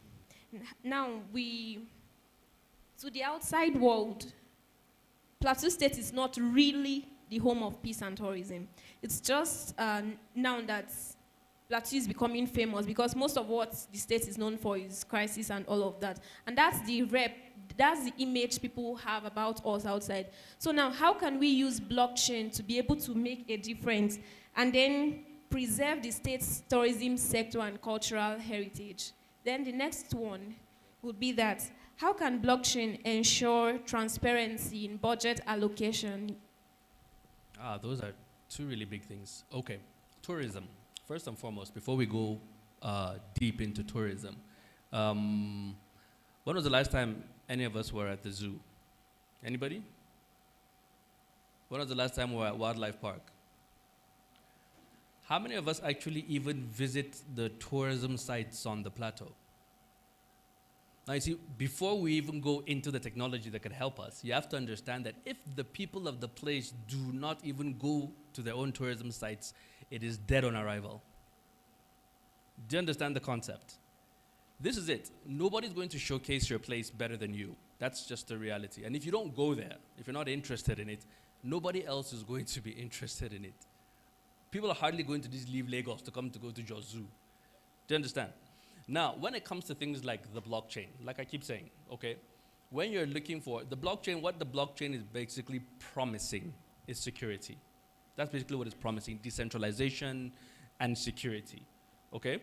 So when you look at things like tourism, things like ticketing systems, okay, getting your tickets done, bus transportation systems, getting from one site to another, having a proper structure where you can actually have an itinerary and trace it and all those things, blockchain can help with all that. It's the same way blockchain helps with supply chain management. But the same thing you can do with tourism, from booking your hotels, from doing all those things. I talk a lot about NFTs because I've delved quite a lot into NFTs. If you go to the unique ecosystem right now, they have developed a way that multiple people now can own one NFT. That was the thing. In the past, basically, it's one NFT to one individual. But now multiple people can own pieces of it, so you can build systems that work that way. So I think with the blockchain, the securities and tracking businesses and for communicating and for people being able to have access based on what they hold, it's clear, okay? Now when it comes to transparency in the budget, now that's a big deal. The biggest thing about transparency and budget, as much as we try to use technology, as much as we try to use all the information around, the truth about it is that transparency is a human factor. It's a human factor. If we're going to be dubious, we're going to be dubious. We're going to find a way to be dubious. Being dubious in itself is a skill. Okay, some people take their time to study how to just milk the system. Let's be honest. So I could sit down today and tell you how we can use the blockchain to track this. Right now, even on Web 2, there are systems in place that are supposed to keep us from being corrupt. There are systems in place that are in place that make sure we do the right thing, right? But we circumvent them. So today I could tell you, okay, this is a security. I could give you this password, or I could give you this security on the blockchain. But I could have a deal with you still. It's a personal matter. You understand, right? But yes, there's securities we can have in place. We can do all sorts of that. But factually, it comes down to the human factor. Yeah. You are on, Mr. No. Okay, can you weigh in a bit on this? Okay, well, he has said, yeah, like he has spoken very well on it. Yes. Okay. Thank you very much. Boone. Okay, thank you so much. My next question is to Mr. Ehi. So, how can artificial intelligence tackle issues of bias and fairness in AI systems? We are having issues of biased data, biased information, especially in this part of the world, Africa. So how do you think AI systems can actually tackle that? So let me understand your question properly, right? So you're asking misinformation talking about misinformation when we say biased data? So I'm just trying to understand so I can give you the best possible answer, right? Like, so for instance, during COVID, I heard people were drinking kerosene and bathing with bleach. Is that the kind of biased data you're talking about? The information, the data we have is not particularly peculiar to us. Okay, yes, okay. So I see you. So, I mean, now we're dealing with a situation that puts us in a position that, basically what's happening is we are using models that have been developed by other nations, right? So our GPTs, our Geminis, our Claudes, our Vercel V0s, they're all developed, in Europe or in Canada or in New Zealand, right? And the data sets, so, I would say, like, to understand how bias works, you need to understand how data is collected and fine-tuned and labeled. So there's something called data labeling that happens before you train your model, right? And the people who are currently doing these things are interacting with databases that exclude people like me and you, right? So the databases they are getting from their institutions, from their schools, from their markets, from their products, they don't really factor in, our side of the world. Now, I would say to fix this, we need to start having conversations around how do we develop our own data centers? How do we start, building centers that have GPUs where we can do training here in, on our premises and then feed in data from, so it depends now, it depends on what you're trying to build. If you're trying to build something that is a financial analyst, you probably want to take from the Nigerian Stock Exchange, you want to take from all the indexes that exist here. If you're building something that relates to pharmaceuticals or cosmetics, you probably want to focus on the kind of cosmetics that we use, shea butter and stuff like that. So I mean, it starts from the root, right? The root of any AI is the data that's fed into it. And the data that, I would say accounts for our demographic is not being properly labeled, it's not being properly accounted for, so we have a massive data problem. That's what I'm trying to say. If we can fix the data problem, then maybe we can try and address the bias, so that's my contribution. So I follow up on what Dave is saying, just to build up on it. I have to just come in because something I also work, I'm also currently working on. Tackling data bias and then also data fairness, like you said, starts with the data set. You need to have diverse data sets that captures diverse demographies. I'll give you an instance, like in the United States, excuse me, there was a company that built a solution on AI, and they were testing it in using it with court cases. So automatically, once you feed that AI model with a black man's picture, then the chances of that person potentially committing a crime is 90%. Even if that person is someone that has never been arrested in the United States, why did that happen? It's because there was like no inclusivity in terms of diverse data, and then in terms of having everybody captured in the training of that particular AI model. So it will just, that same model, they brought it to Nigeria. The truth is, if they ran our images on all of those models, it will say we are, the likelihood of all of us here sitting in this hall committing crime is 99.9%, right? So that is a problem that we need to tackle. But how do we tackle it is what we're doing with Microsoft. Currently at Jos Tech, we are heavily backed by Microsoft, and what Microsoft did was to reach out and say, see, this is your region. These are languages that are in your region. We want you to sort of like capture those that are not inclusive in this talk, can you now also help in training a model that can understand the languages that these people speak? Because currently, if you go on ChatGPT and you speak Hausa, yeah, you know, you want to say it understands it, yeah. But there are some local contexts that ChatGPT does not understand. Like I gave an instance yesterday of saying, say Mushanu, the direct translation from ChatGPT, cloud, and every other platform will be let's drink hands. But to you who understand the local context, it means let's shake hands, right? So these are some of the things that Microsoft needed us to solve in terms of making sure that local contexts are captured in every data set that we're using to fine-tune any model that they give to us. So that's one way we are tackling bias in AI. And then there are several other things, but because this was not my question, I just wanted to see the efforts that we've already started. And personally, I am always AI for Africa. You know, anywhere I go, in Lagos, Dubai, anywhere, when I talk, I say, how can this help us in Africa? That's just my own. I don't, you know, that's why everything I build, I always include models that I've trained to understand African languages. So you see, that way I'm helping to bridge the gap of that language barrier, that fairness in terms of data set. And then we can have AI models that can understand our own society, our cultural values, and even help us preserve our languages.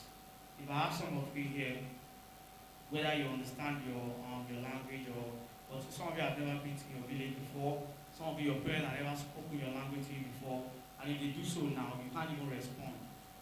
Some of you say it's not your fault, actually it isn't. But what if there's a way we do something that can help you, you know, help your children understand cultural values, traditions, and everything. So that's what we are sort of doing. So Africa is included in the race of generative AI. Yeah, that's what I have. Thank you, sir. I don't know if we have questions from them, from the audience, on blockchain and artificial intelligence. Do we have any questions? Okay, I can see one hand. Is there any other? Okay, so what's your question on, sir? Okay, what about you, sir? Okay, for both. Okay, please go first, sir. Thank you. Please, can we get him a mic? Okay, or speak loud.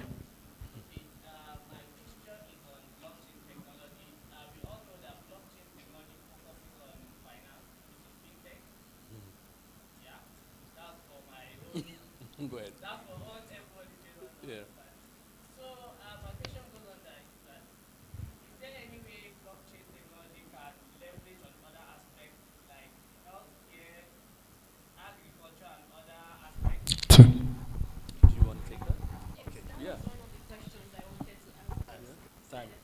Go ahead. Okay. All right. Yes, the finance aspect of it is the most popular because we've all interacted with wallets and tokens. We've also we turned blockchain now. A lot of people have tapped, like like even people selling oranges, pushing wheelbarrow, like people who we think are not educated have interacted with the blockchain right now. So, of course, it is the most, the finance aspect of it is the most popular. But then, there are other aspects of blockchain. We have something called DePIN. Even though they are coming up, we have DePIN, which is decentralized physical infrastructure. Some of the applications on DePIN is, okay. We have an application in our ecosystem. It's a combination of both health and physical infrastructure, right?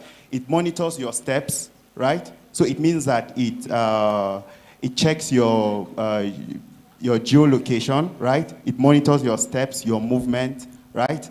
So it means that it's a combination of like both health and then it serves as also a physical infrastructure, right? Because it gives your coordinates, also your location and other data about you. So that's another aspect of it, right? We have NFTs also a different aspect of it. He has spoken so much about NFTs. We don't know, hopefully maybe our university certificates and NYC certificates will turn out to be NFTs some days, you get. So these are other applications, like there are lots of applications. We have supply chain. Yes, you'll be able to, one of the most powerful aspects of blockchain is decentralization, transparency, and its security, right? So if you go on research, you will find out that shipping companies are finding things difficult up till today to track and monitor their systems on Web 2. So blockchain is here to help there too. So there are like lots of other aspects. CZ Binance is also pushing through another one, I think decentralized education, and we also have decentralized science now. Because people are beginning to doubt researches. We have research. So I'm sure you might have come across some kind of issues that they call maybe conspiracy theories, right? So blockchain is going to help people to like individually verify and ascertain if these informations are true or not. Instead of these things coming from a particular company, if it comes from a single company, let's say our COVID-19 vaccine, right? It comes from a single company, and then whatever they tell us is what we believe. But blockchain technology comes to like give the power to like everybody to be able to verify these things, and I think these are some applications. Yeah. Thank you so much. Next question, please.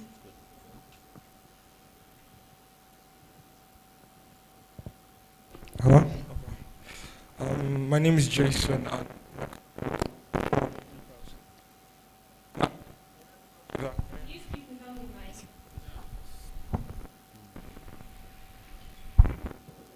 One, two.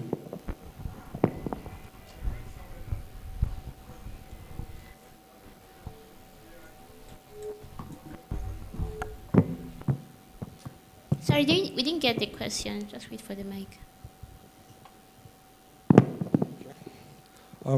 I read somewhere that there's a concept called Web 4.0, and it's a fusion between blockchain and AI. So what's your take on that, please? Okay, wow. It's a developmental concept, and it's something that's bound to come anyway, because AI is permeating everything that we do, right? To just add a little bit to what he said, the uses of AI are things we can talk about, and the blockchain are things we can talk about from now till next Tuesday. All right. With artificial intelligence, basically, artificial intelligence is this, okay? You've got data sets, you got to put into a function, and you get output, right? And we know that basically what governs the results is the data set, the kind of information that you put in. So when you're marrying a data set with what you get from the blockchain, you can do a lot of things and have a lot of interactions on it. It's going to be amazing, okay? It's going to be amazing. Our acceptance of the blockchain worldwide is actually still a challenge. It's not where it needs to be as yet. If you've been following even the US elections and the effect it has had on even things like cryptocurrencies and things like that. Okay, so it's a ways away. Is the fusion going to work? Yes, it's going to work. Okay, is the adaptability going to happen? It's going to happen. It's a matter of time. You'll be surprised when you check the metrics of the number of people or the countries or the leaderboard of the countries that are actually involved in using the blockchain. Nigeria ranks very high. We rank very high up there, largely because of things like cryptocurrencies. Okay, but will the fusion work? It will. Okay, so but it all depends on what we want AI to do. I'm going to give you a little example, just to kind of buttress our case. If you've gone into Meta, if you understand the space of Meta, what has Meta really done? It's basically taking virtual reality onto the blockchain, right? Where basically we can have this meeting right now on the blockchain and in a virtual space. Basically, all of us can be seated here with avatars. Our avatars could be seated here, attending this meeting or attending this, having this conversation going on, right? Now, what could be gleaned from this? Just from the data that has been collected at the front from all of us seated here, a lot of research can be done on that data. That's artificial intelligence. There's so much we can do with that data to even generate things that are specific. The other speaker talked about developing things specific to an individual as we're growing towards all that. How is all that? It's all information gathering. So is the fusion possible? Is the fusion not already happening? I think that's where we need to draw the line. Are we not already kind of stepping into that space? You understand? And what AI and the blockchain, as we continue to decentralize, as we continue to autonomize, as we continue to move into these spaces, it means that we're going to continuously give machines, now get this right, we're continuously giving machines the opportunity or the power to make decisions. And a lot of these decisions, we're not going to realize how much subconsciously they're going to affect our everyday lives. Okay? It's already happening on a scale that we probably don't even understand yet. All right? Now, I'm going to tell you this as well. As processing powers continue to improve, as for now, your mobile phone is basically a walking lab, if you like. It has enough processing power to do a lot of ridiculous things. Right? As long as we have all those things growing and they're growing together, the trajectory of getting these things done will continue to shorten and we'll get it done quickly. So it's already in the process, and what I think about it is whether we embrace it or not, it is already happening. That's it. I hope that answers your question. Thank you so much, sirs, for your time. Thank you for sitting. Okay? Okay, please make the question very quick. We're out of time. Yes, please. All right, thank you very much. I'm Emmanuel Clifford. I have two questions. First, please ask one. It's intertwined. Okay. Please. Thank you. It's basically on what Dr. Usman mentioned about data, and he did rightly say that we have a data problem because first of all, primary data as the number of women in Plateau State, we don't have that. We don't have the information. And how do we now fix the issue of data, knowing that as you rightly mentioned about NFT, trying to work with the NFT to fix the tourism issue for the plateau. But then we cannot actually make that happen if we have a data problem. So how do we fix that data problem? That's for the blockchain. And then for the AI, one major problem we have is also this issue of implementation. As simple as we are in Nigeria, we have about 59, the literacy rate is about 59% or so for Nigeria. And I'm also for AI for Africa, right? But then implementation for a continent as Africa is always a problem. Let me use Nigeria as an instance.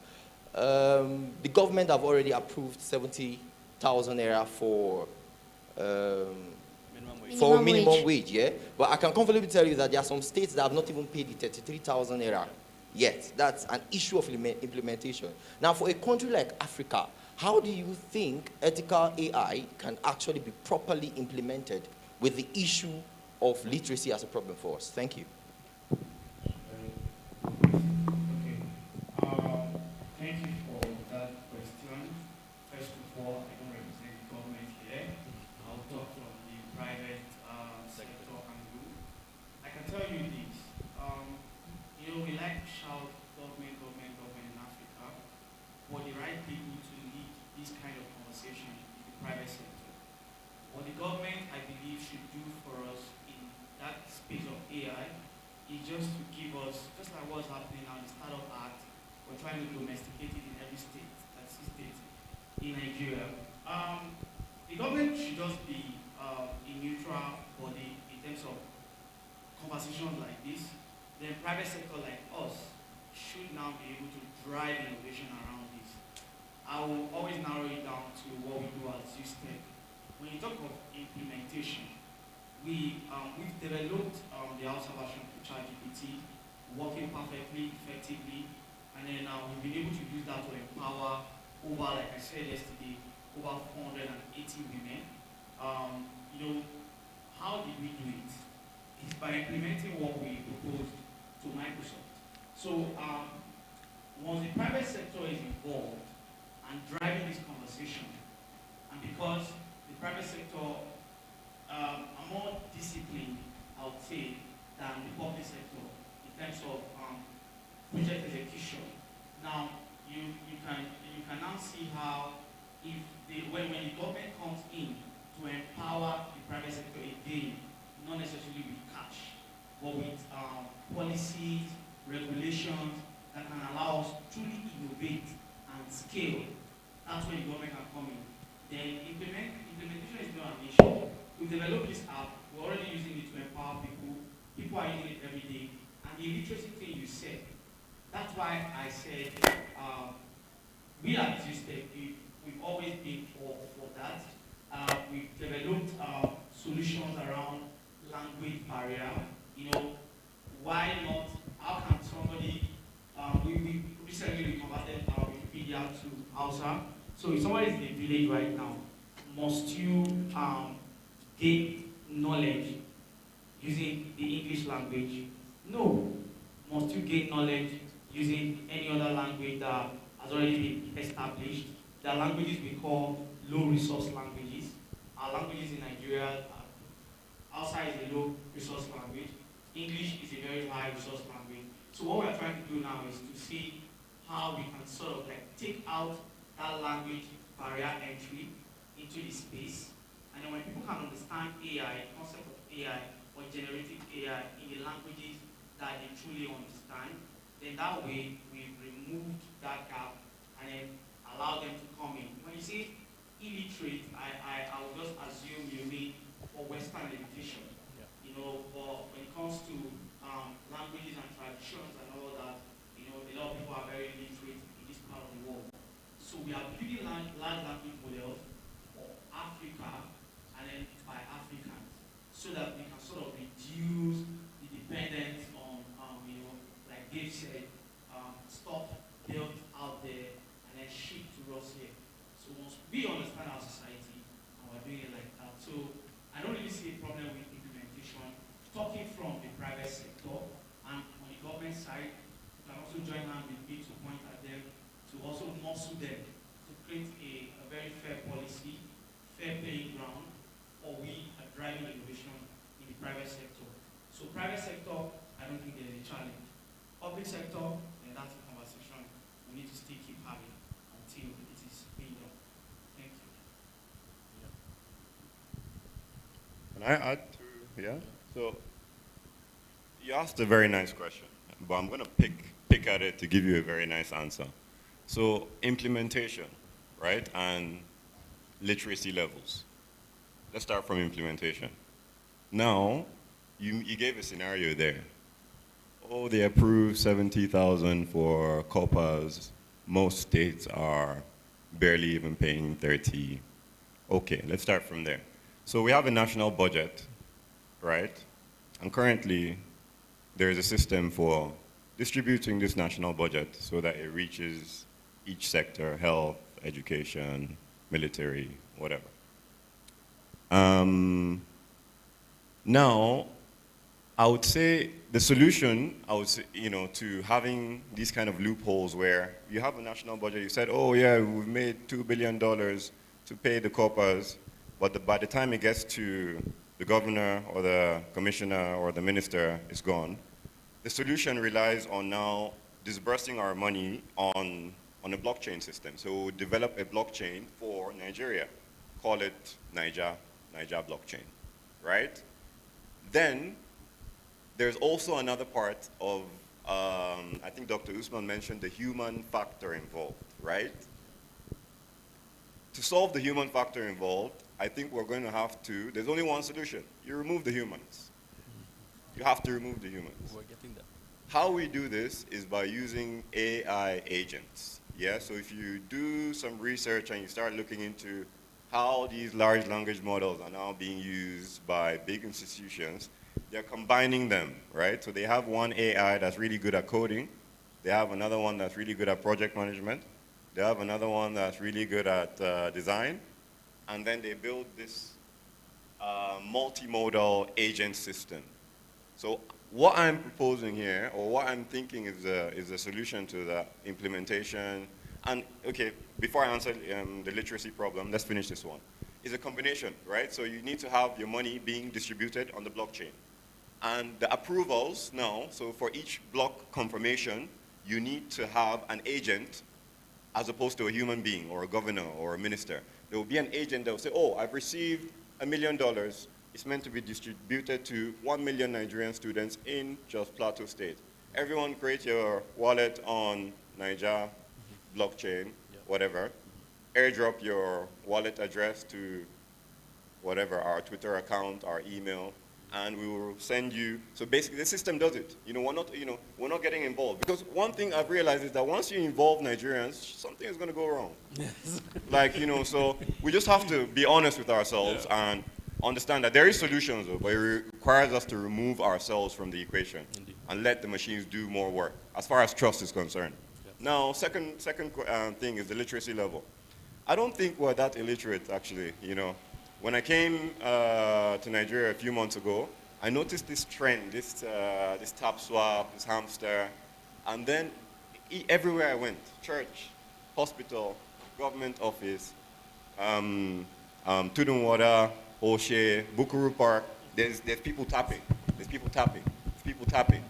Then you tell me this is an illiterate country? They're using the Web3 already. They are receiving tokens. They're converting it on Bybit. They know what they're doing. As far as I'm concerned, we're not as illiterate as we claim to be. So that's my answer for you, yeah? Thank you so much. Please give our panelists a round of applause. Thank you so much, sirs. You may have your seats. Thank you.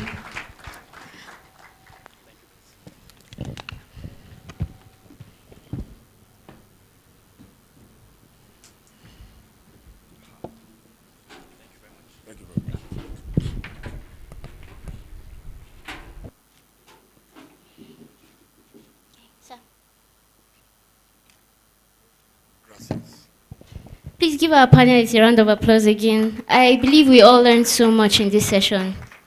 Okay, so without further ado, we're going to invite one of our special partners, the man responsible for a very affordable movement in Jos. Please give a round of applause to the CEO and founder of Axia Hope as he comes up. Please give him a round of applause as he comes up. Thank you.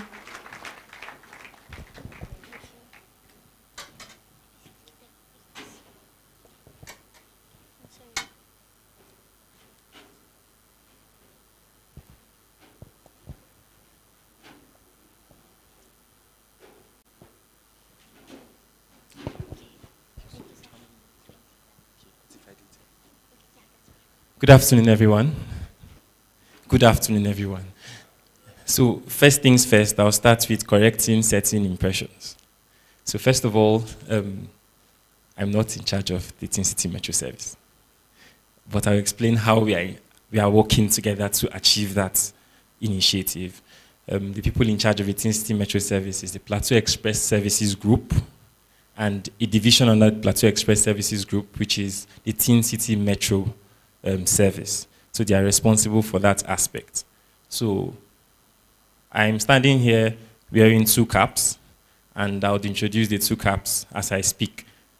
One of the caps is the cap that has to do with the Tin City Metro Service. That cap makes us consultants with the Plateau Express Service Group, and that gives us the opportunity to use technology to help the Plateau Express Services Group achieve some of the things they are achieving. And the second cap, yes, the second cap is a cap that is very dear to my heart, and it's a cap that takes most of our time at where I work. That's Axia Technology and Innovation Hub. And that's where we are going to start from. First of all, so one of the things I was tasked to do here,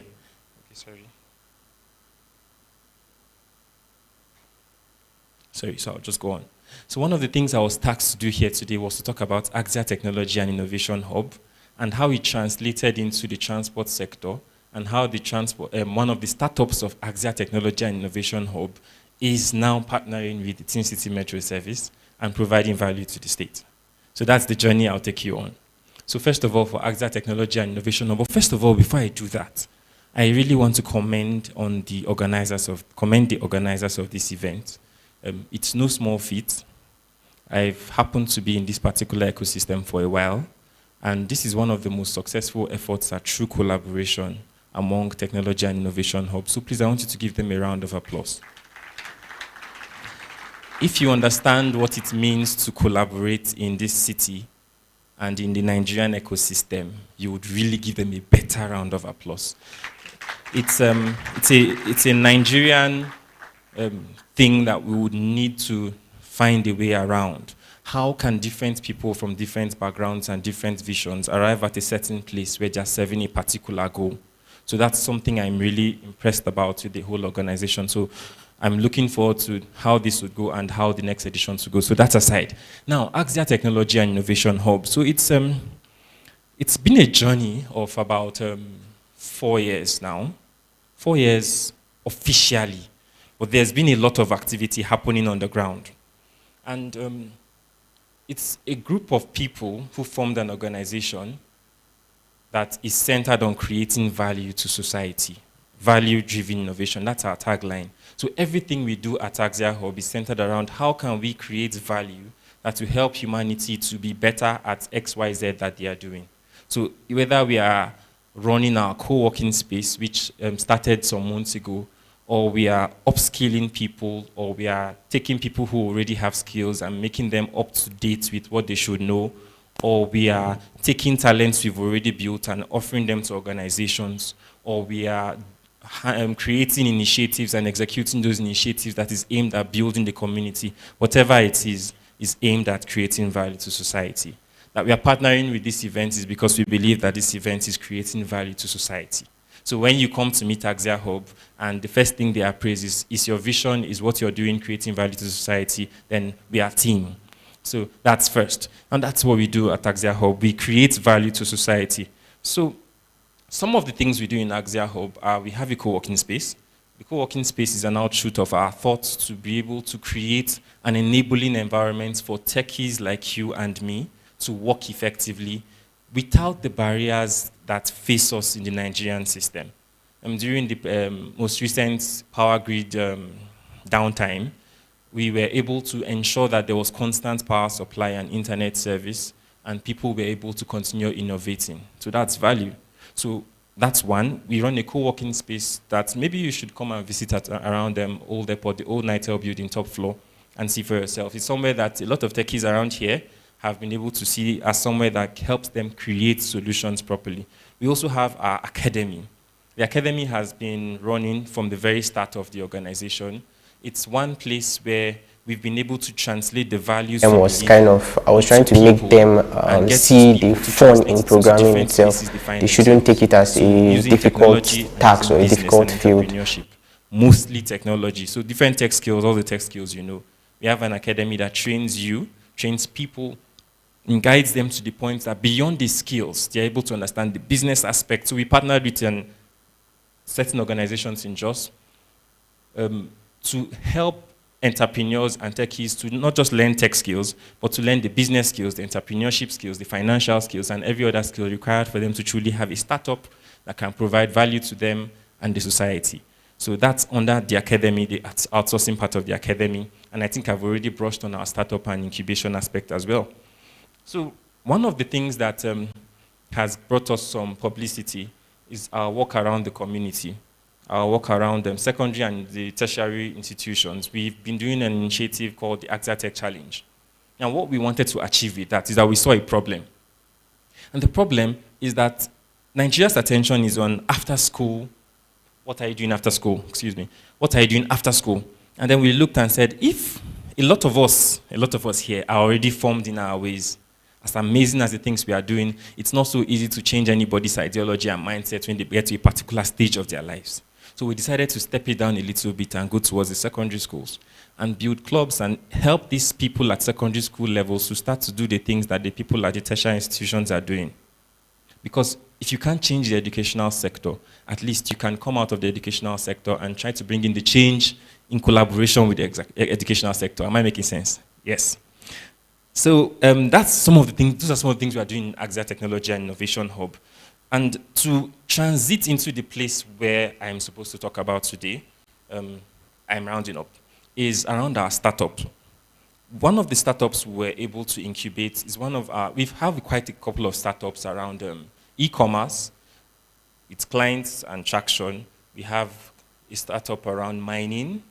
We have startups around logistics and transport. First of all, it started as transport and translated into logistics and transport.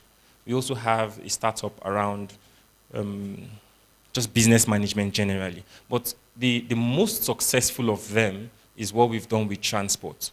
And that journey of transportation is a journey of us getting involved in transport and logistics is what I would share. And I would share it in a way that I believe will inspire someone to know that some of the things you're working on are some of the things that will change the world. Now, one thing common with tech is that when you learn your skill, you begin to build things. You build from one point, you build to another point, and build to the next point, and maybe you leave a lot of things unfinished. So the startup around transport is called Transporter. It started sometimes in 2018. 2018, yes. I remember it started carelessly it was my MSc classwork in software engineering, and we just built it then for trying it out for the University of Jos, the shuttle bus service. And we built it and got it finished. And that startup we built it to a point, a level of completion. That startup is just a product, it's just a case of when opportunity meets preparedness. So we forgot about that for like a year or a year and a half. And suddenly, someone needed a solution around transport. A transport company needed a solution around transport. They were starting out, and opportunity met preparedness. We had a product in its very basest of forms, and we deployed it, and that was how the journey started. From then on, we got properly with the Axia Hub structure, and we started to do other things like staffing, like the business aspect, like the documentation, and it's been a journey till today. So that product from one client moved to a second client, moved to a third client, and one of the things we were doing was that we were only iterating the product based on need. So when you have the customer say, hey, I need this to be blue and red because it's affecting us in this way and that way. Now we then decided to go and build the red, this and that. When the customer said this, we responded to this particular customer, and we were going gradually. Now, this model was very functional because it didn't need us to have so much funds. It didn't need us to have so much people on the team. So we gradually, continuously responded to client and customer needs. And then the second client came, and we deployed to the second client. For each deployment we made, we discovered there was a new challenge to face. So for each version, we're responding to a new challenge, while still rejecting a lot of requests that was going to take our product out of course. So third client came, fourth client came, and we've been moving. And then we had arrived at a place where I think in version 2 of the product, that was when the new administration came, basically, and they needed this solution. So because of the solution was ready, it meant that when the opportunity came, there was already a ready solution to meet that particular need. So that's how we got to deploy it. After the traction of a couple of years, today we are here, and we are still iterating and improving, basically responding to human needs. So the most recent need we responded to, that I think is already public, is when people decided that, oh, we don't know how to find the bus. And we started to do something around tracking so people can find the bus and find it in your nearest location. And those are some of the minimal things we are doing in responding to people's requests. Now, there's a lot going on. There's a lot around us exploring the use of artificial intelligence, and because of the data we have, to be able to optimize the system to be more user-centric and all of that. There's also a part where we are also trying to use different types of technology to improve payments. So there's a lot of other players in that system, but our role as consultants is to conglomerate everybody's efforts in addition to the products we have and make it work. So that is transport. Now, when I was asked to speak today, I was asked, how did we get into the transport sector and arrive at where we've arrived at today? And I would speak as though I'm speaking to people who have a product in agrotech, in fintech, in any aspect, any sector. Don't stop. In rounding up, don't stop. When you have an idea, build it. Many times, the idea you have was received by 1,000 and more people. The people who have the advantage are the people who start out with it. So build, deploy, and respond to it. One of the limitations I believe our team was able to overcome early was the pressure to get a perfect system out in the market before we began to use it. So as weird as your system. So one of the things with developers is that you build a product in your head, you want to get it to a particular level of perfection before you deploy it. But you're not building it for yourself. You're building it for a particular market. So put your product out in the market and let it grow. Let it respond to the particular market you're serving. And from then on, you can never, and then be flexible to accept change. Be flexible to accept change. And when it comes to a time where you need to change quickly. I still remember Nokia, the Nokia device. And many times I sit back and ask myself, where did Nokia miss it? Or where did BlackBerry miss it? Or where did 2Go miss it? If you look at each of those products, each of them didn't respond quickly to the trajectory that was happening. 2Go started and it was everybody's craze. Everybody wanted to use 2Go. Something happened. Who didn't transit quickly? So one of the things you need to do is once you set out in the market, respond as quickly as possible. You're always better off ahead. And I'm coming to the end of my few minutes of speech. So, and I would leave that with you. Don't stop. Even as an organization and all the startups we are not stopping. I can tell you that we even have an idea of the next 3 iterations we are going to do on each product. Funds will not be a limitation. Most of the things we did it with people. And I will emphasize that at Axia Hub, we have an amazing culture, I believe, at least I've been told, that puts people first. So if you have a startup here, I'll give you a take-home, one model you can use to maintain your human resource without breaking the bank. It's a concept of mentorship. So at Axia Hub, when we started as a very small team, everybody must have a mentor. If I'm one person, I must have somebody I'm training. And I'm translating what I know into the person. And part of that person's training is to have a protege. So the level of accountability we have as developers increases, and that puts us in check because you have somebody you're building, you have somebody that is building you, and then if you have other colleagues at your level that are keeping you accountable. So that model has run from year to year. And it has made that we've not really focused on the problem of staffing. Because to hire a very good developer is expensive. It's true. The better you get, the better you can demand. So that model has made that we have very dependable people and very committed people in our system who are accountable to raising other people in the path we want them to go. And so today in Axia Hub, I think we have close to roughly about 90-something% of our staff being homegrown, meaning they came to the system and didn't know something, and they learned something, and they are now raising other people in the system while still building themselves to meet global standards. So if you have a startup, it's something you can consider. At least it can help you get past the first problem around startups, which is staffing. So for other aspects of how we arrived there, because of our lack of time, you can always feel free to stop by, and if we have another opportunity, maybe we could go into the nitty-gritties of how we run these systems as a model for you to adopt and also succeed at. So thank you very much for listening to my long talk. I'm done. Please give me another round of applause.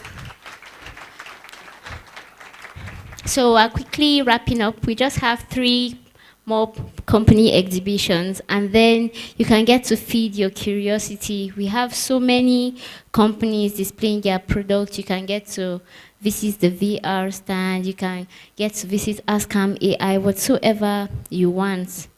They are there for you. And then don't forget, we have vendors just by my right outside, in case if you want to get something. And then the restroom is also by my right. So quickly, we are going to call for the head teacher and supervisor of Mount Carmel to just tell us a few things about what's going on in their school and to greet us. So you're welcome, sir. Please give him a round of applause as he comes up. Please don't stop clapping. These are our future techies. Please keep clapping till they reach here.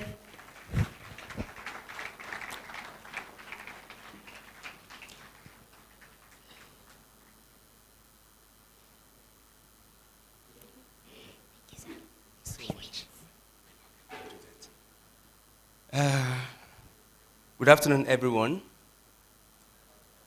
Good afternoon, everyone. I was told that here we clap for one another. Is it true?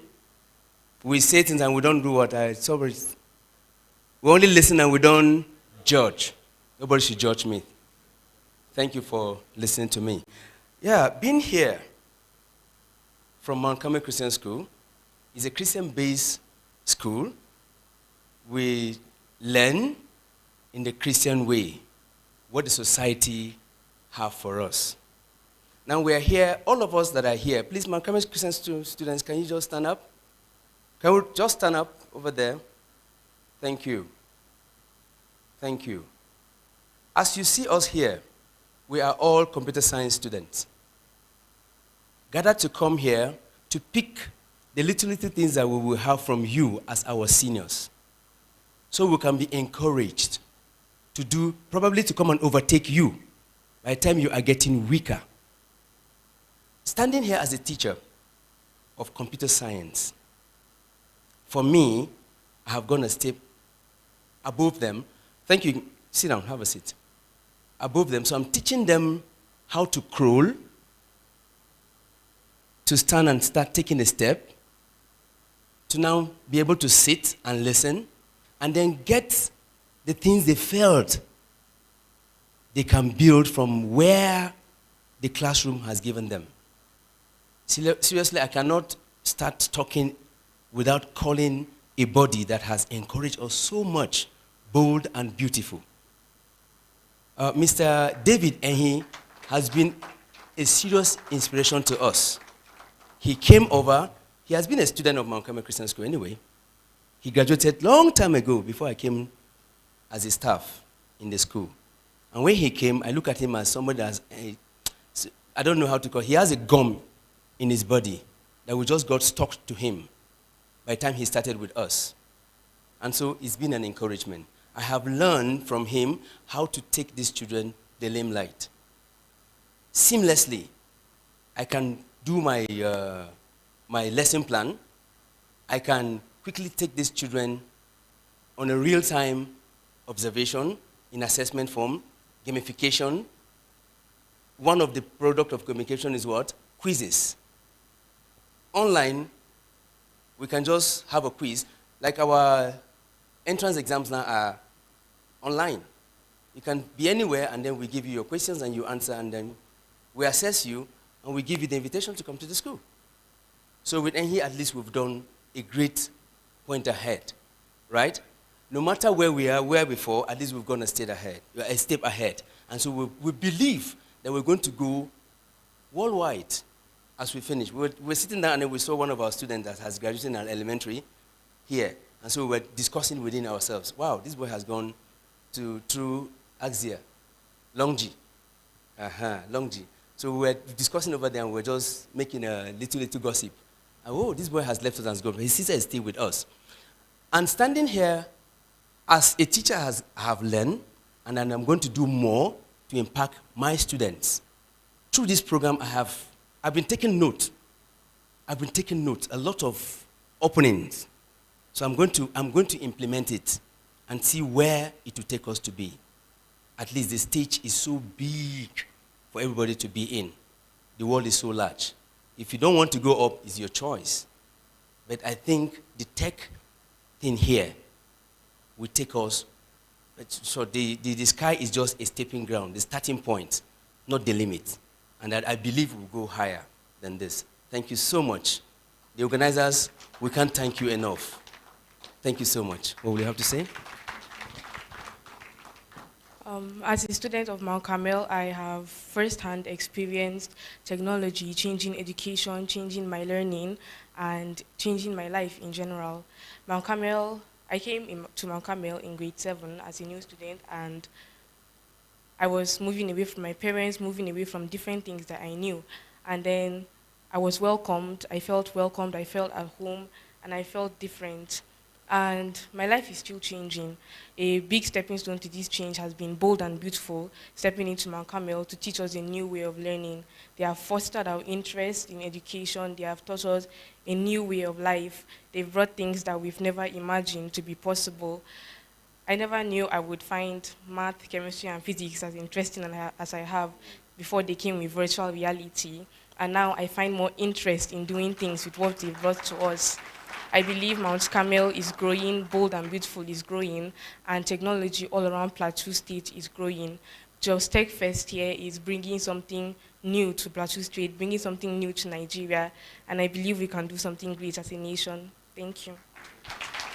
Thank you so much. Please give them another round of applause. If I could talk like how when I was in secondary school, maybe I'll be in the White House by now, who knows. So, please, we're going to have a brief media moment. Please, let's take out our phones. Let's take those selfies. Let us post and then tag Jos TechFest. Our social media handles are on the screen. So, just say hi to okay, before I do that, say hi to somebody that you don't know. Say hi to somebody you don't know. Ask them their names. Ask them what they do. Ask them if they are single. Don't ask married people, please. If they are single, you can get their number. It's that simple. You can thank me when the Ivy is out. Yes, you're welcome. Or when you guys have built that company together. So just take a selfie with that person and then post online. If you know you are receiving value for what you have gotten here, please just post, make some noise online, and then tell people, yeah, something amazing is happening in Jos. We're all frowning again. We didn't like the people we're sitting down close to. Okay, who can tell me the name of their neighbor? I'll give you a gift. Okay, everybody's raising their hands. Okay, I'm not going to give it again. So make some noise online. These are our hashtags. Just tag Jos TechFest on Facebook, on X, on Instagram, whatsoever. Just like, share, follow, post whatever you want there. You can tag us. If you're building something, you can tag us too. We have an army of amazing investors here that are ready to invest in your business. Amen? Okay. So, are we done with that? If you know that you have posted, don't lie. Let me see your hand. So nobody has posted. Okay, one person. Ma, please meet me for a gift after this. Thank you so much. We're going to call on our next speaker, who is the CEO and founder of a very amazing company called Co-Founder. He's going to come up and tell us all about that company. Please clap your hands as we welcome Mr. Timothy Dake, the CEO and founder of Zustech ICT Solutions and co-founder. Please give me a round of applause as he comes up.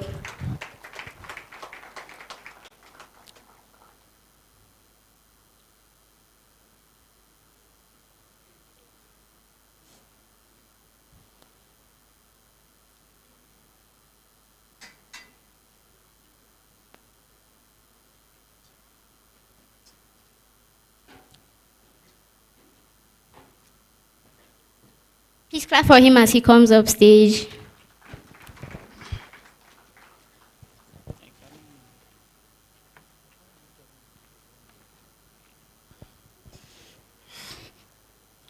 Hi everyone again.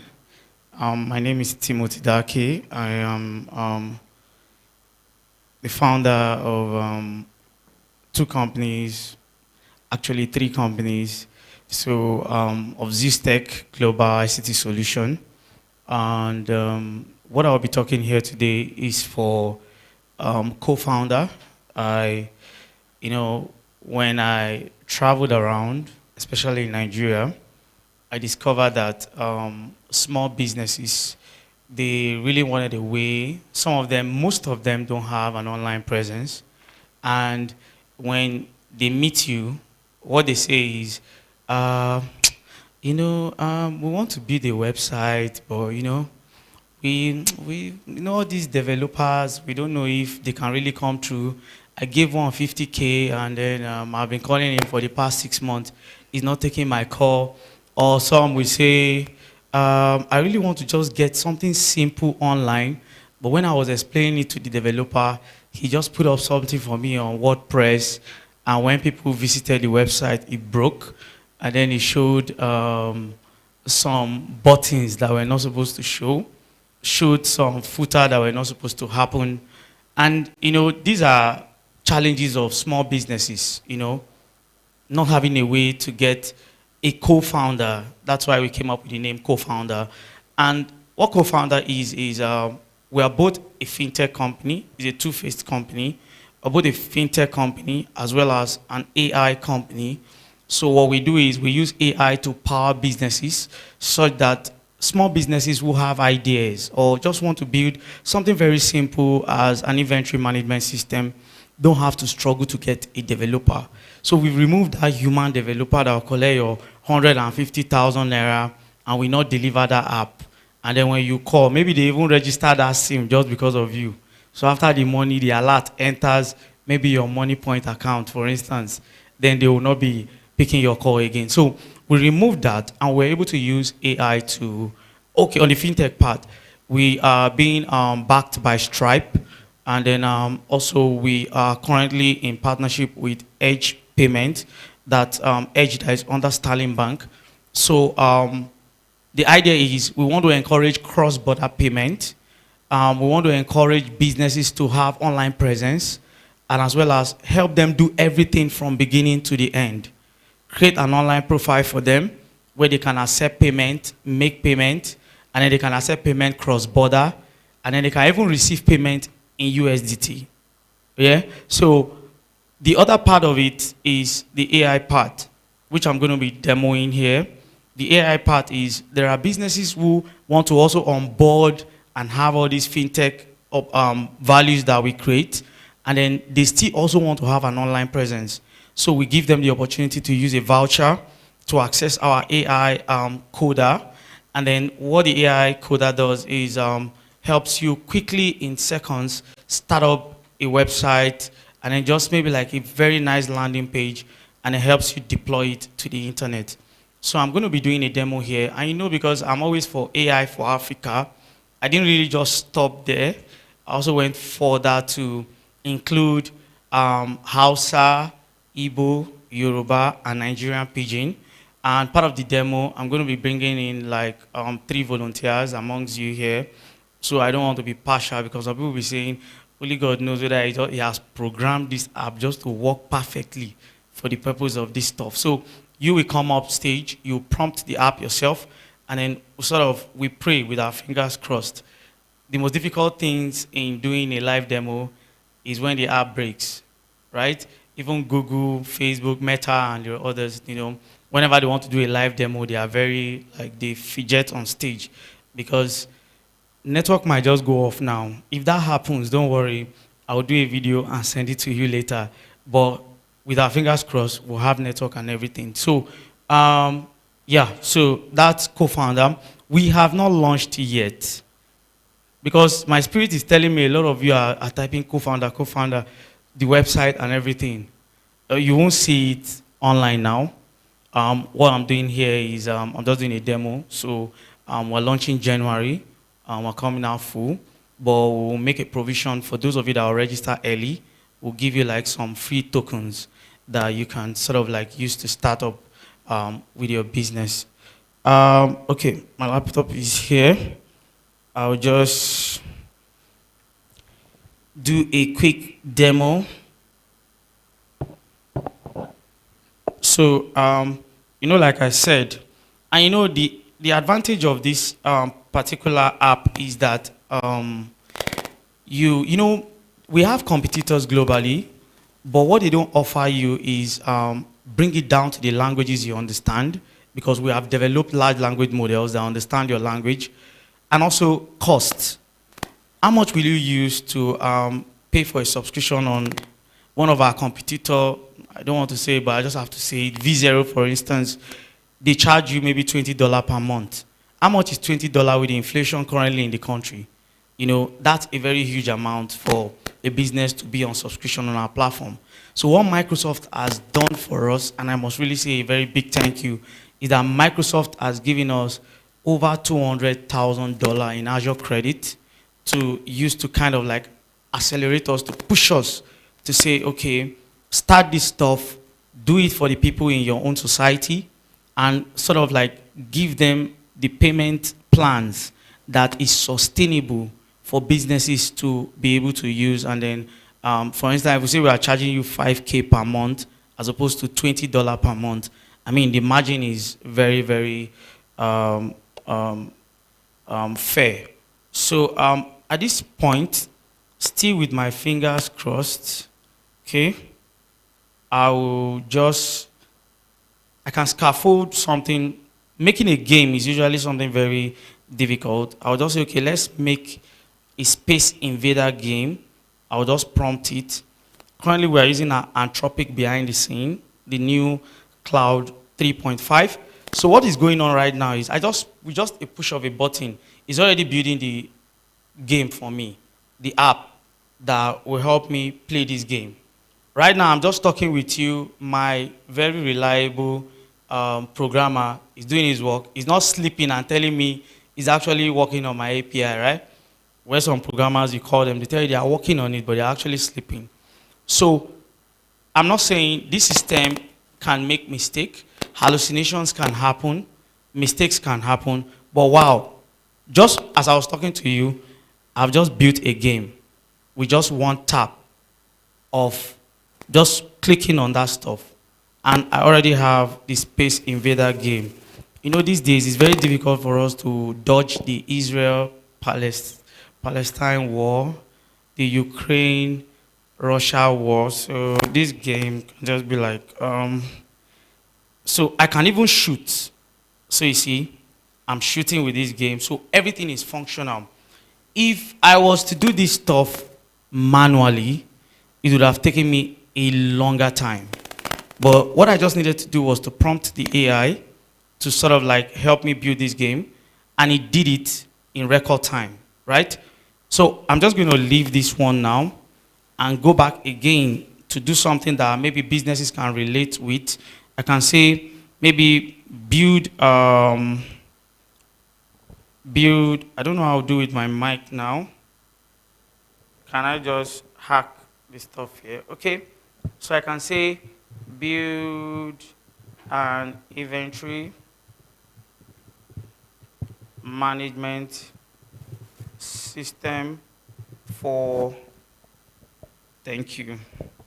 So build an inventory management system for, say, my product.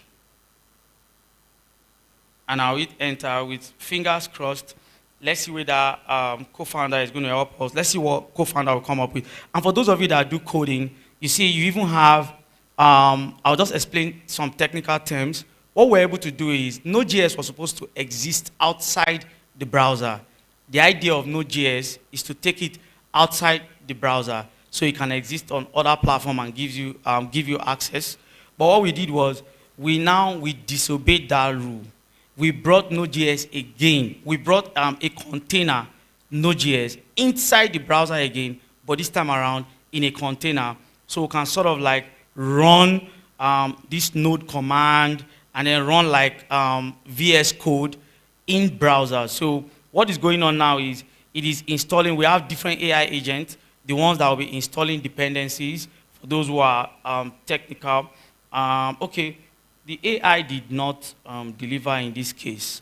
It is normal, even humans, to sometimes, when they spin up app like this, there are some small errors that may just come up. But we are covered. All what we just need to say is, help to fix this. I can't see anything. So as I do this, I hit enter. I'll just allow the AI behind the scene keeps talking to me, say, let's fix the setup by hiding this, blah, blah, blah, blah, blah. So as I'm even just having a conversation with you, I'm doing programming. I'm just prompting the AI, and then I'm also still talking with you. So it just makes you very productive. Anybody, anywhere in the world, a tomato woman can build an app with this approach, because all she needs to do is to talk. So right now, if you notice what's going on here, is installing, doing some, wow. So it has brought up the app. Let's see if something is going to show.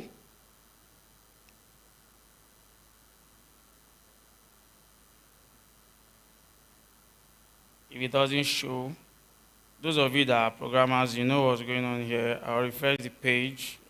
Okay. You know, refresh is a superpower button sometimes. And then we still wait for it. Even if it doesn't show anything, all it would also take for the tomato woman to do is to come here and say, it is showing me a blank screen. Can you fix it? Just like, that's why I call it a co-founder. You're talking to your programmer, your technical person. You know, you are the founder of the business. This is your co-founder. Wow, so it has come up. So by just having a conversation with you, we've successfully built an inventory management system. Now the next thing is to test whether this app is working. Let's add a product. I'll come here. Wow, that's a nice model. I'll just say mango, for instance. I don't know why I chose mango, but that's random. Quantity 23. The price. How much is mango currently with the inflation rate? Okay, let's say 300 naira. But wow. So he added the mango to our inventory. Let's see whether we can delete this inventory. Oh wow, delete is working. Let's do something. Let's say after deleting it, we want it to give us like some seconds to undo delete, you know, because maybe you made a mistake clicking on the delete button. You can now come here and say, I want it such that when I delete, give me like 5 seconds to undo that action.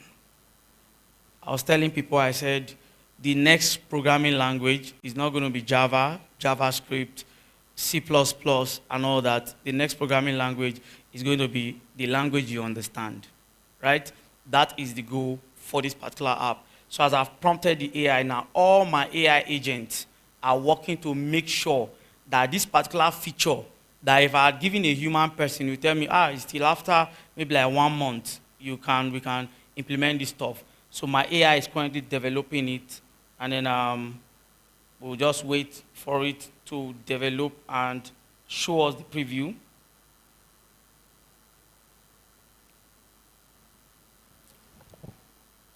Okay, I just want to be sure you are seeing what I'm seeing on my laptop. Again, superpower button, I mean, is something we do, or we sometimes app break, okay?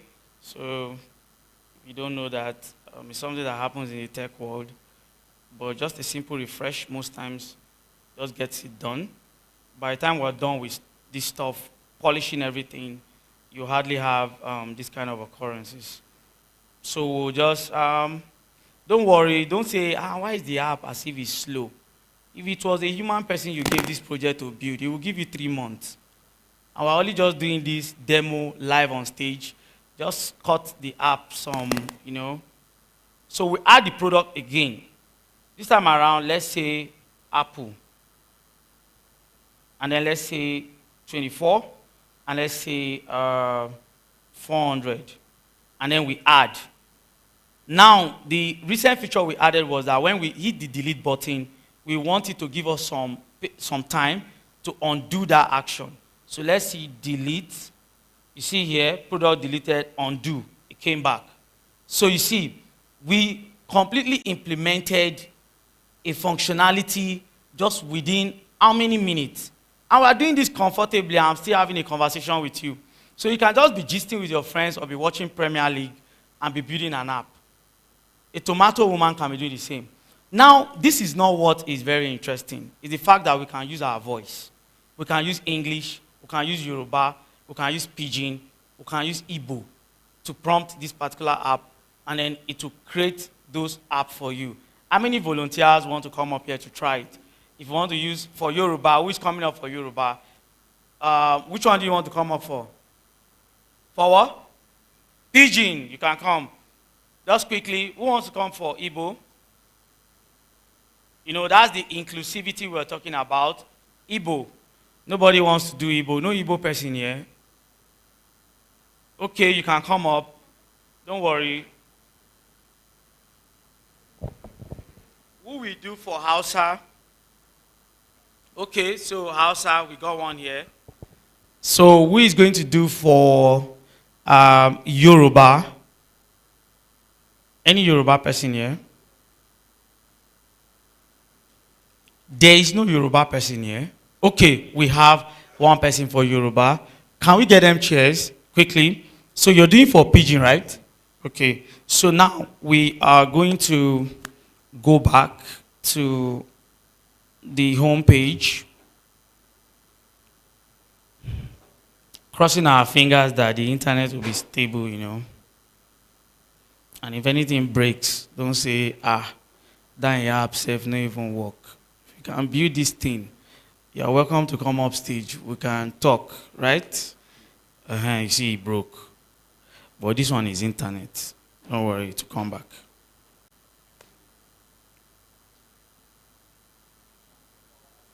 How's you can come up?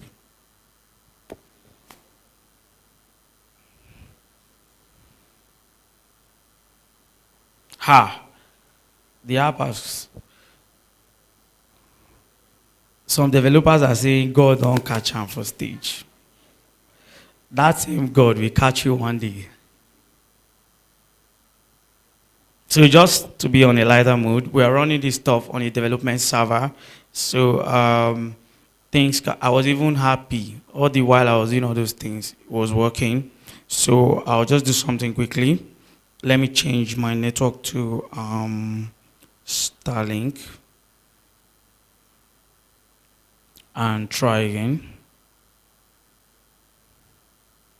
Okay. Like I said, it was a network thing. So now, I'm going to, you see this dialogue here? I don't know how many of you can see it. Oh, I think we're blocking you. Can you see it? Okay, we have Hausa, Igbo, Yoruba, and Nigerian Pidgin. So what we're going to do is taking Nigerian Pidgin, right? I'll select Nigerian Pidgin. You see this mic here? I will just, what I'll do, they can see it, so it's just me and you here. If you hit on this, click on that mic button. No, not now. If you click on the mic button, just once, okay, let me just do it for you. Once I touch it, you can now speak the Pidgin, right? Take the mic. So what do you want it to build? An application for selling my product. Okay. What's your product? Clothing. Okay, an application, let's just say, build a simple application or a simple inventory management system for clothing, right? So you can now prompt that in Pidgin, right?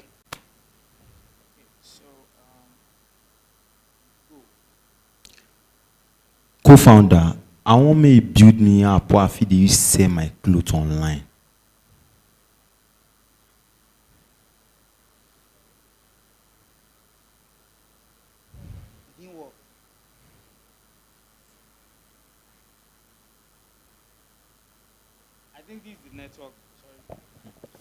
I think it's the network. See, developers know what I'm saying. This is the stress we face. Me, I'm not sweating up here. Me, I'm very comfortable because I know to put up this kind of a thing is not overnight, right? If you can be the better one, you can come, we'll talk. So I'll just try it myself. Let me see what the challenge is. You can still see my screen, right? Okay, so I'll say, let me refresh and be sure there is network. Because this mic, for those of you that are technical, is going to connect to an endpoint somewhere, the cloud, and then, okay, you see it's the network. So, those of you using our Starlink network to download seasonal movies, can you help us for just 10 minutes? Pause the download if you can on your browser so that we can do something up here that will create value for the majority of others. Because it seems your own value is on those things you're downloading. Okay. It's normal if you go online, Google, sometimes they have this kind of issue. So it's not, developers that are here, they know what I'm saying. They're just saying, bro, we are with you.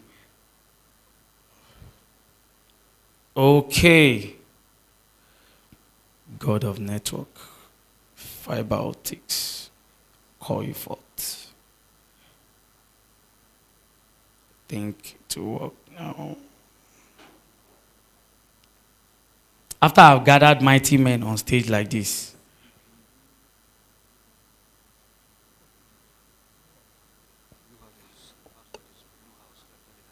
okay. This one.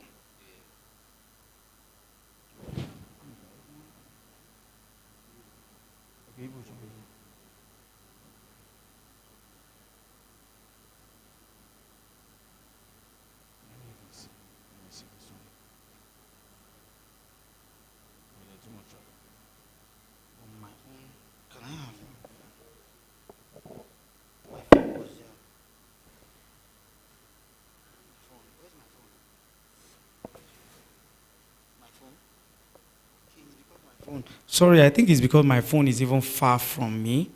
I was using my hotspot. Where's my phone? Please, you can just get me my my Android phone fast so that we can finish quickly. Okay. Let's see.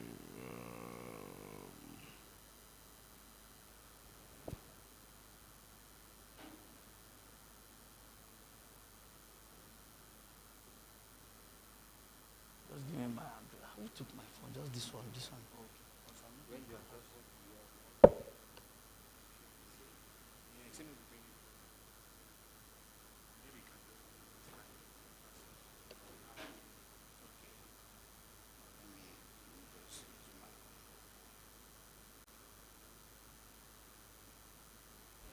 Is it that there are hackers in the building that are jamming this network? Or if you are an ethical hacker, can you say hi? Okay. You should know that I'm also in that team. Let me not counteract your device too. Okay. Oga, how far? How you dey talk? Go back again and say, how you dey? Wetin you chop yesterday? Now the thing is, I see what is bringing out. I'm just using to. I think it's the network that has been doing it. So I'll allow you just do. Don't even say co-founder. It already knows that. Knows his name. Just like I'm saying, anything I want to talk, I'll say, what's your name? Sorry. Temi Thompson. So I just say Thompson. I won't wear shoe. Thompson. You understand? You already know his name, so you just prompt them. So we're going to do it again. So you just refresh. We'll select Nigerian Pidgin, and I'll give you the mic.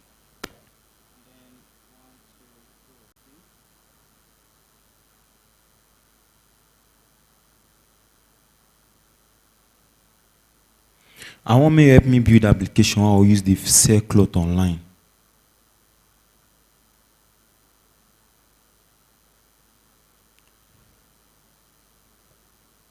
I want me help me build application where I'll feed you sell my cloth online. Don't worry, the network is not our fault. They didn't give us a good network. So I will prompt it myself and see. I just hope say this co-founder has not mastered my own voice, so, and then he's not allowing other people. Let me even use Yoruba and try something. Ẹ káàárọ̀ sir. It worked now. Abi? That's the Ẹ káàárọ̀ now. let me use Hausa to say Inakwana Jamaa. It work now. Abi? So should I just do it?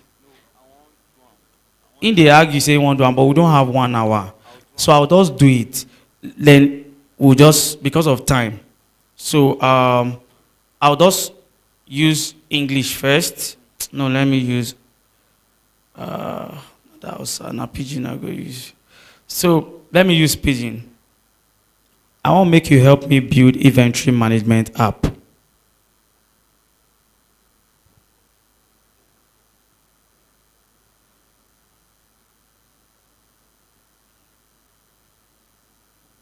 It no work. Okay.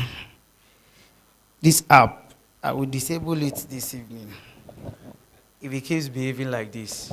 So we can just still use text. It works, I think it's a network, right? When we deploy to the cloud, we'll have more resources, right?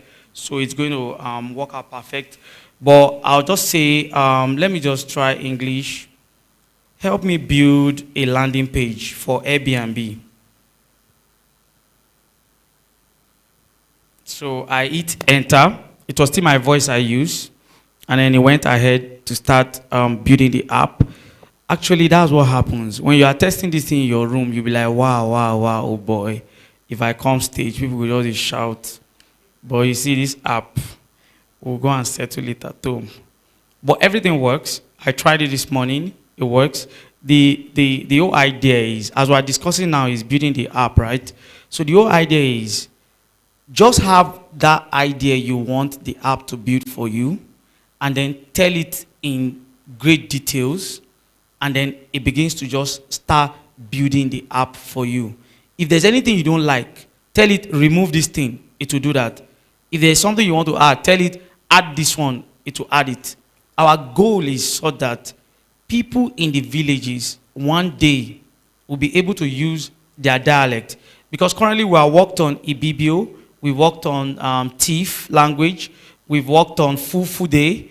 We've also worked on, I think, we are currently working on the Birom language. Imagine you can use Birom to build a website. That will really, really be cool, right? So you see, the idea for co-founder is this. We want to reduce the barrier to entry into website development. We are not taking the programmers are angry with me now. I'm a programmer too. We are not taking your jobs away. See this bug that is happening now.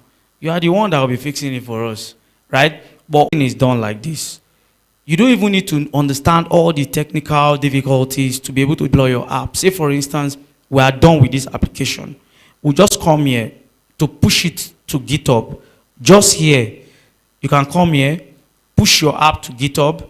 I've already pre-filled my personal access token. I won't reveal it. My GitHub username is Paco67. Just simply, once you are done with your app, just name your app. Just say inventory. If I say inventory 111, and then I'll push the inventory. Okay, it's not showing on the screen.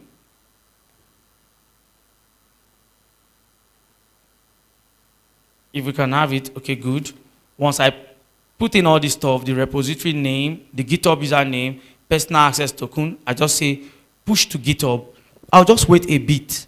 The app, the agent begins to do all the communication with GitHub behind the scene. For those of you that don't know GitHub, you see, it has finished. Say click, and then you have a website in less than 3 hours. So that is what Co-Founder does as a product. And we'll be launching January 2025. And we are also a fintech and an AI power platform. We look forward to seeing you guys sign up on the platform. Sorry guys, the network did not give us the time. So we do not have all the time. If you have any question, you can meet me after now. This product will be available in Naira, and we're making it very cheap for the Nigerian market so that you don't have to be paying dollar subscription. Anytime you travel out of the country, you want to use dollar, we are still available via Stripe. Thank you so much for your time. Please give me another round of applause. Developers, what is our future? I wish you should start TikTok. So, So we have a few hubs behind. So they're just going to, for 2 minutes, tell us what they do, so that if that is your interest, you don't have to go around and be asking, what do you do, what do you do? You just know that this is the hub you are interested in, and this is the service you're interested in, and then you can go directly to their stand to get more information. So I'm going to call, please, if I call your hub, please kindly come forth to the stage. Thank you. So I'm calling Ascam AI. Please give them a round of applause. I'm calling A Hub. Please give them a round of applause. Oxfordable Careers. I'm calling Core Stream AI. I'm calling ICDAT. Please give them a round of applause as they come up. Kefiano Creative Hub. Scout City. And Body Media. Please, are the representatives here? Please come forward. Thank you. Please clap for them as they come up.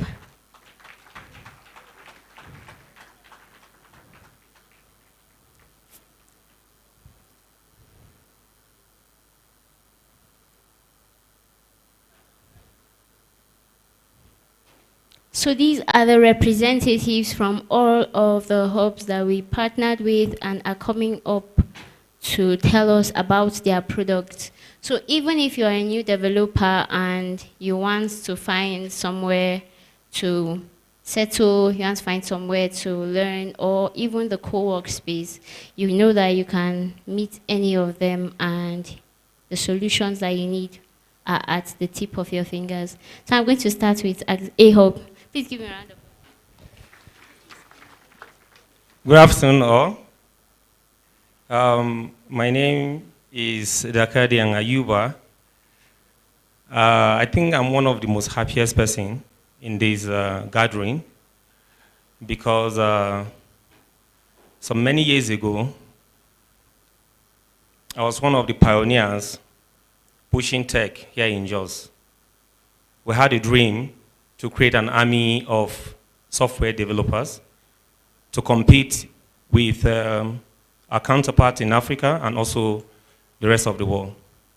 We said we needed about 2,000 developers, as at that time, we'll create an army. Today, I can see that that army is more than 2,000, right? Yes, and from Jos to the world, Plateau techies are doing great. A round of applause for you guys.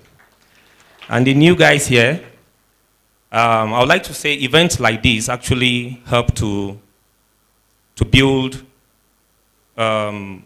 you. You learn, you connect. You also be able to put up a team. You must not concentrate on your hub alone. You can connect with other guys from other hubs and come up with a startup. Thank God that there's a startup act. We hope they implement it as expected. Like she said, I represent A Hub Technologies. We are the same block with Blue House, that's at the down floor. We're into training. We're into client-based software development. We have our own startups as well. Okay, so I see this event going big, growing big. I look forward to see TechFest, including hackathons. Okay, have a 1 week tech activities before the D-Days, so that it's going to be more interesting, where people can actually get to connect with themselves, with each other, one another, to build a very solid network, to expand the ecosystem. Opportunities are there. We've talked about AI, we've talked about blockchain. That's the future. And we just have to key into it. Our population is growing every now and then. Okay? I don't like a situation whereby problems we have over the years where every hub just feel isolated. They feel they are just the best on their own, we would have grown more than this. But I want every hub that is here to connect. Sometimes leave your hub, go visit, look for other hubs online that are in Jos, visit them, collaborate, see areas of collaboration. Two hubs can come together and build a very solid system. Who said we can have our own Facebook? Built by hubs, let's say 4 or 5 hubs. Okay, the best skills from each hub come together and build a formidable system. Honestly, I would say I'm very, very happy to be part of this TechFest because what we dream of is here and it's happening. Thank you very much.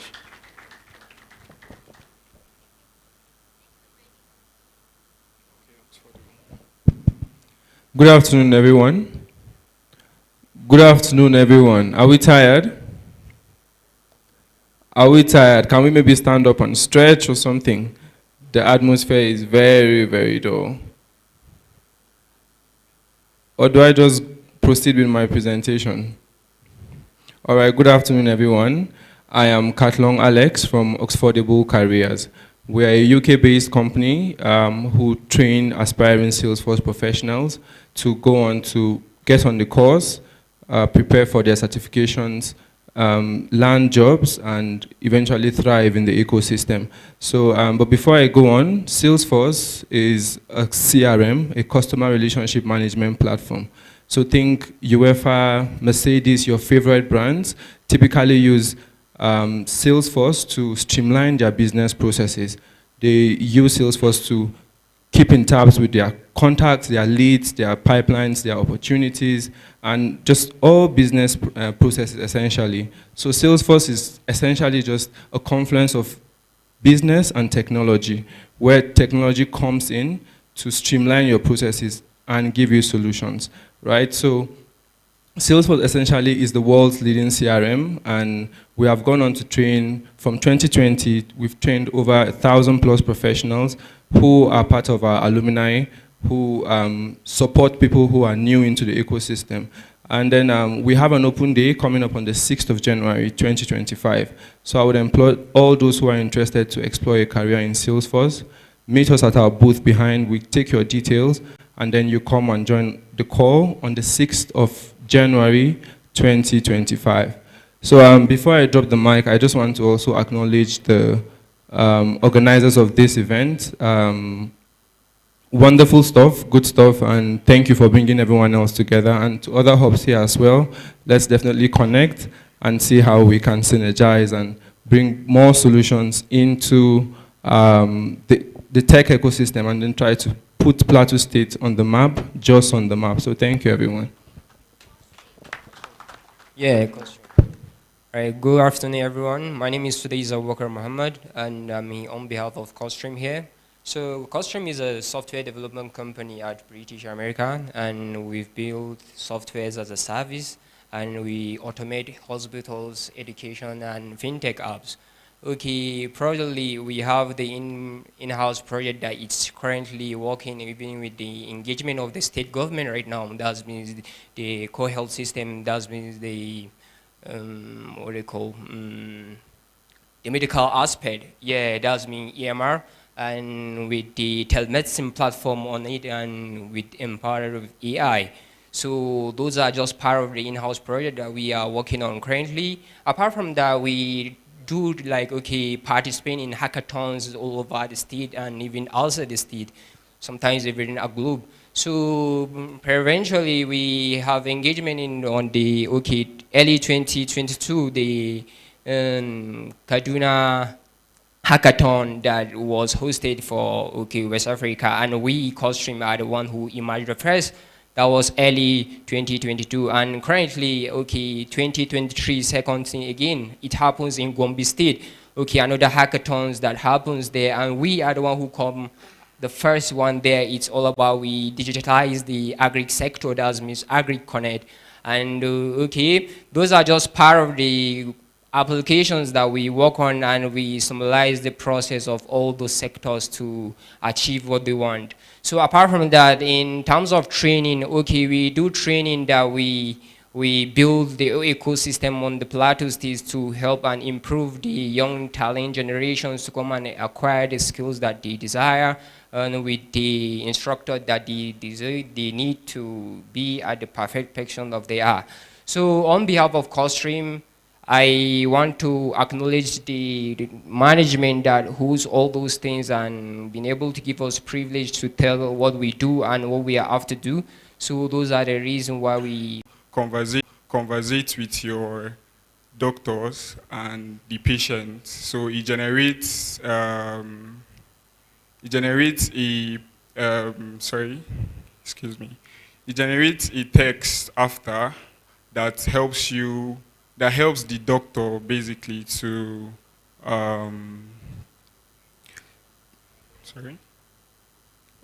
sorry, my colleague here will do the finishing.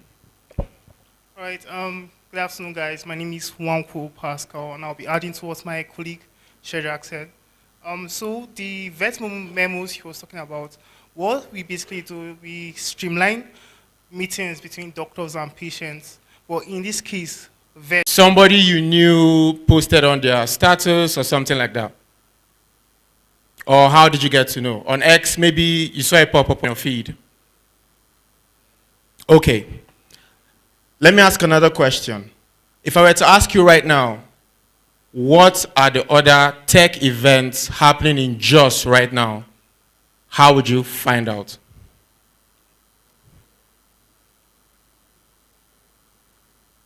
Like if I asked you what other tech events are happening in Jos between Friday and Sunday, how would you find it? AI, ChatGPT. Okay, so you see that's a problem. And we all have hobbies, we all have interests. And if we want to connect with people who share the same interests and passions that we share, it's quite difficult for you to filter your search in order to find those particular people. And that's the problem that Scout City wants to solve. Scout City is the future, I believe, for social networking. I believe that social platforms should enable people to upload their events in such a way that it understands your interests and it suggests them to you from your homepage. You can easily get notifications for each event that matters to you. You can easily promote your products, services, and you can easily get recognition for your skill sets and for your experiences and for your Ambadi Empire Limited. Ambadi is an acronym for ambitious, magnitude, bold, and daring icons. So primarily, what we do at Ambadi is three things: fashion, commerce, and media. And then I'm not really a tech guy. Primarily, I'm an entrepreneur. But a friend invited me here and I'm very excited. So if there's one goal we have at Ambadi Empire Limited, is to change the world. And then Ambadi Empire Limited is a Plateau State and Jos-based company. I'm proud of the company because we're the future. So we're using the media, the commerce, and the fashion aspect to change the world. The media, when I step in, I saw multiple things they are doing here. It's not something that I do, and it's not something that I'll be able to do all of them. But with media, I have one belief, not living a dogmatic life. Maybe because I'm not too get sense, then say I can't die like that. Enter action with boldness. Any mistake you make with audacity, you correct with more audacity. So with our media, Ambadi Media, we are trying to bring, currently we are on a mission, bold and daring icon. If you're opportune to carry Ambadi dress, just know you're an icon, stay ambitious. Thank you. So again, I'm going to call their names, their hubs, they are at the back. So they have made their presentation, whatever piqued your interest, do well to meet them. A-Hub, Oxfordable Careers, CoreStream, Ascam AI. Okay, I see that wasn't here, and Kefiano too. So Scout City and Ambadi Media. Please give them a round of applause as they take their seats. So we're gradually coming to the end of Jos TechFest. We have, I know all of us are eager for this to go back for that VR session. That will be happening very soon. Our last exhibition for today will be by the CEO and founder of ClockPay. Please give a round of applause as we welcome Mr. Biplang Adel.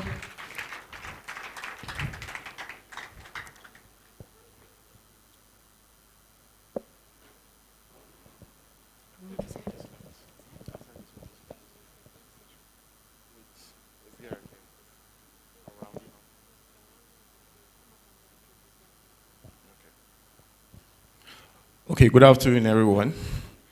Good afternoon once more. So, thank you for staying to this moment. Like she said, we're already wrapping up chain company. So, I'm just going to show us like a quick demo of how to, use ClockPay. So, if you're a business that wants to accept payment in crypto,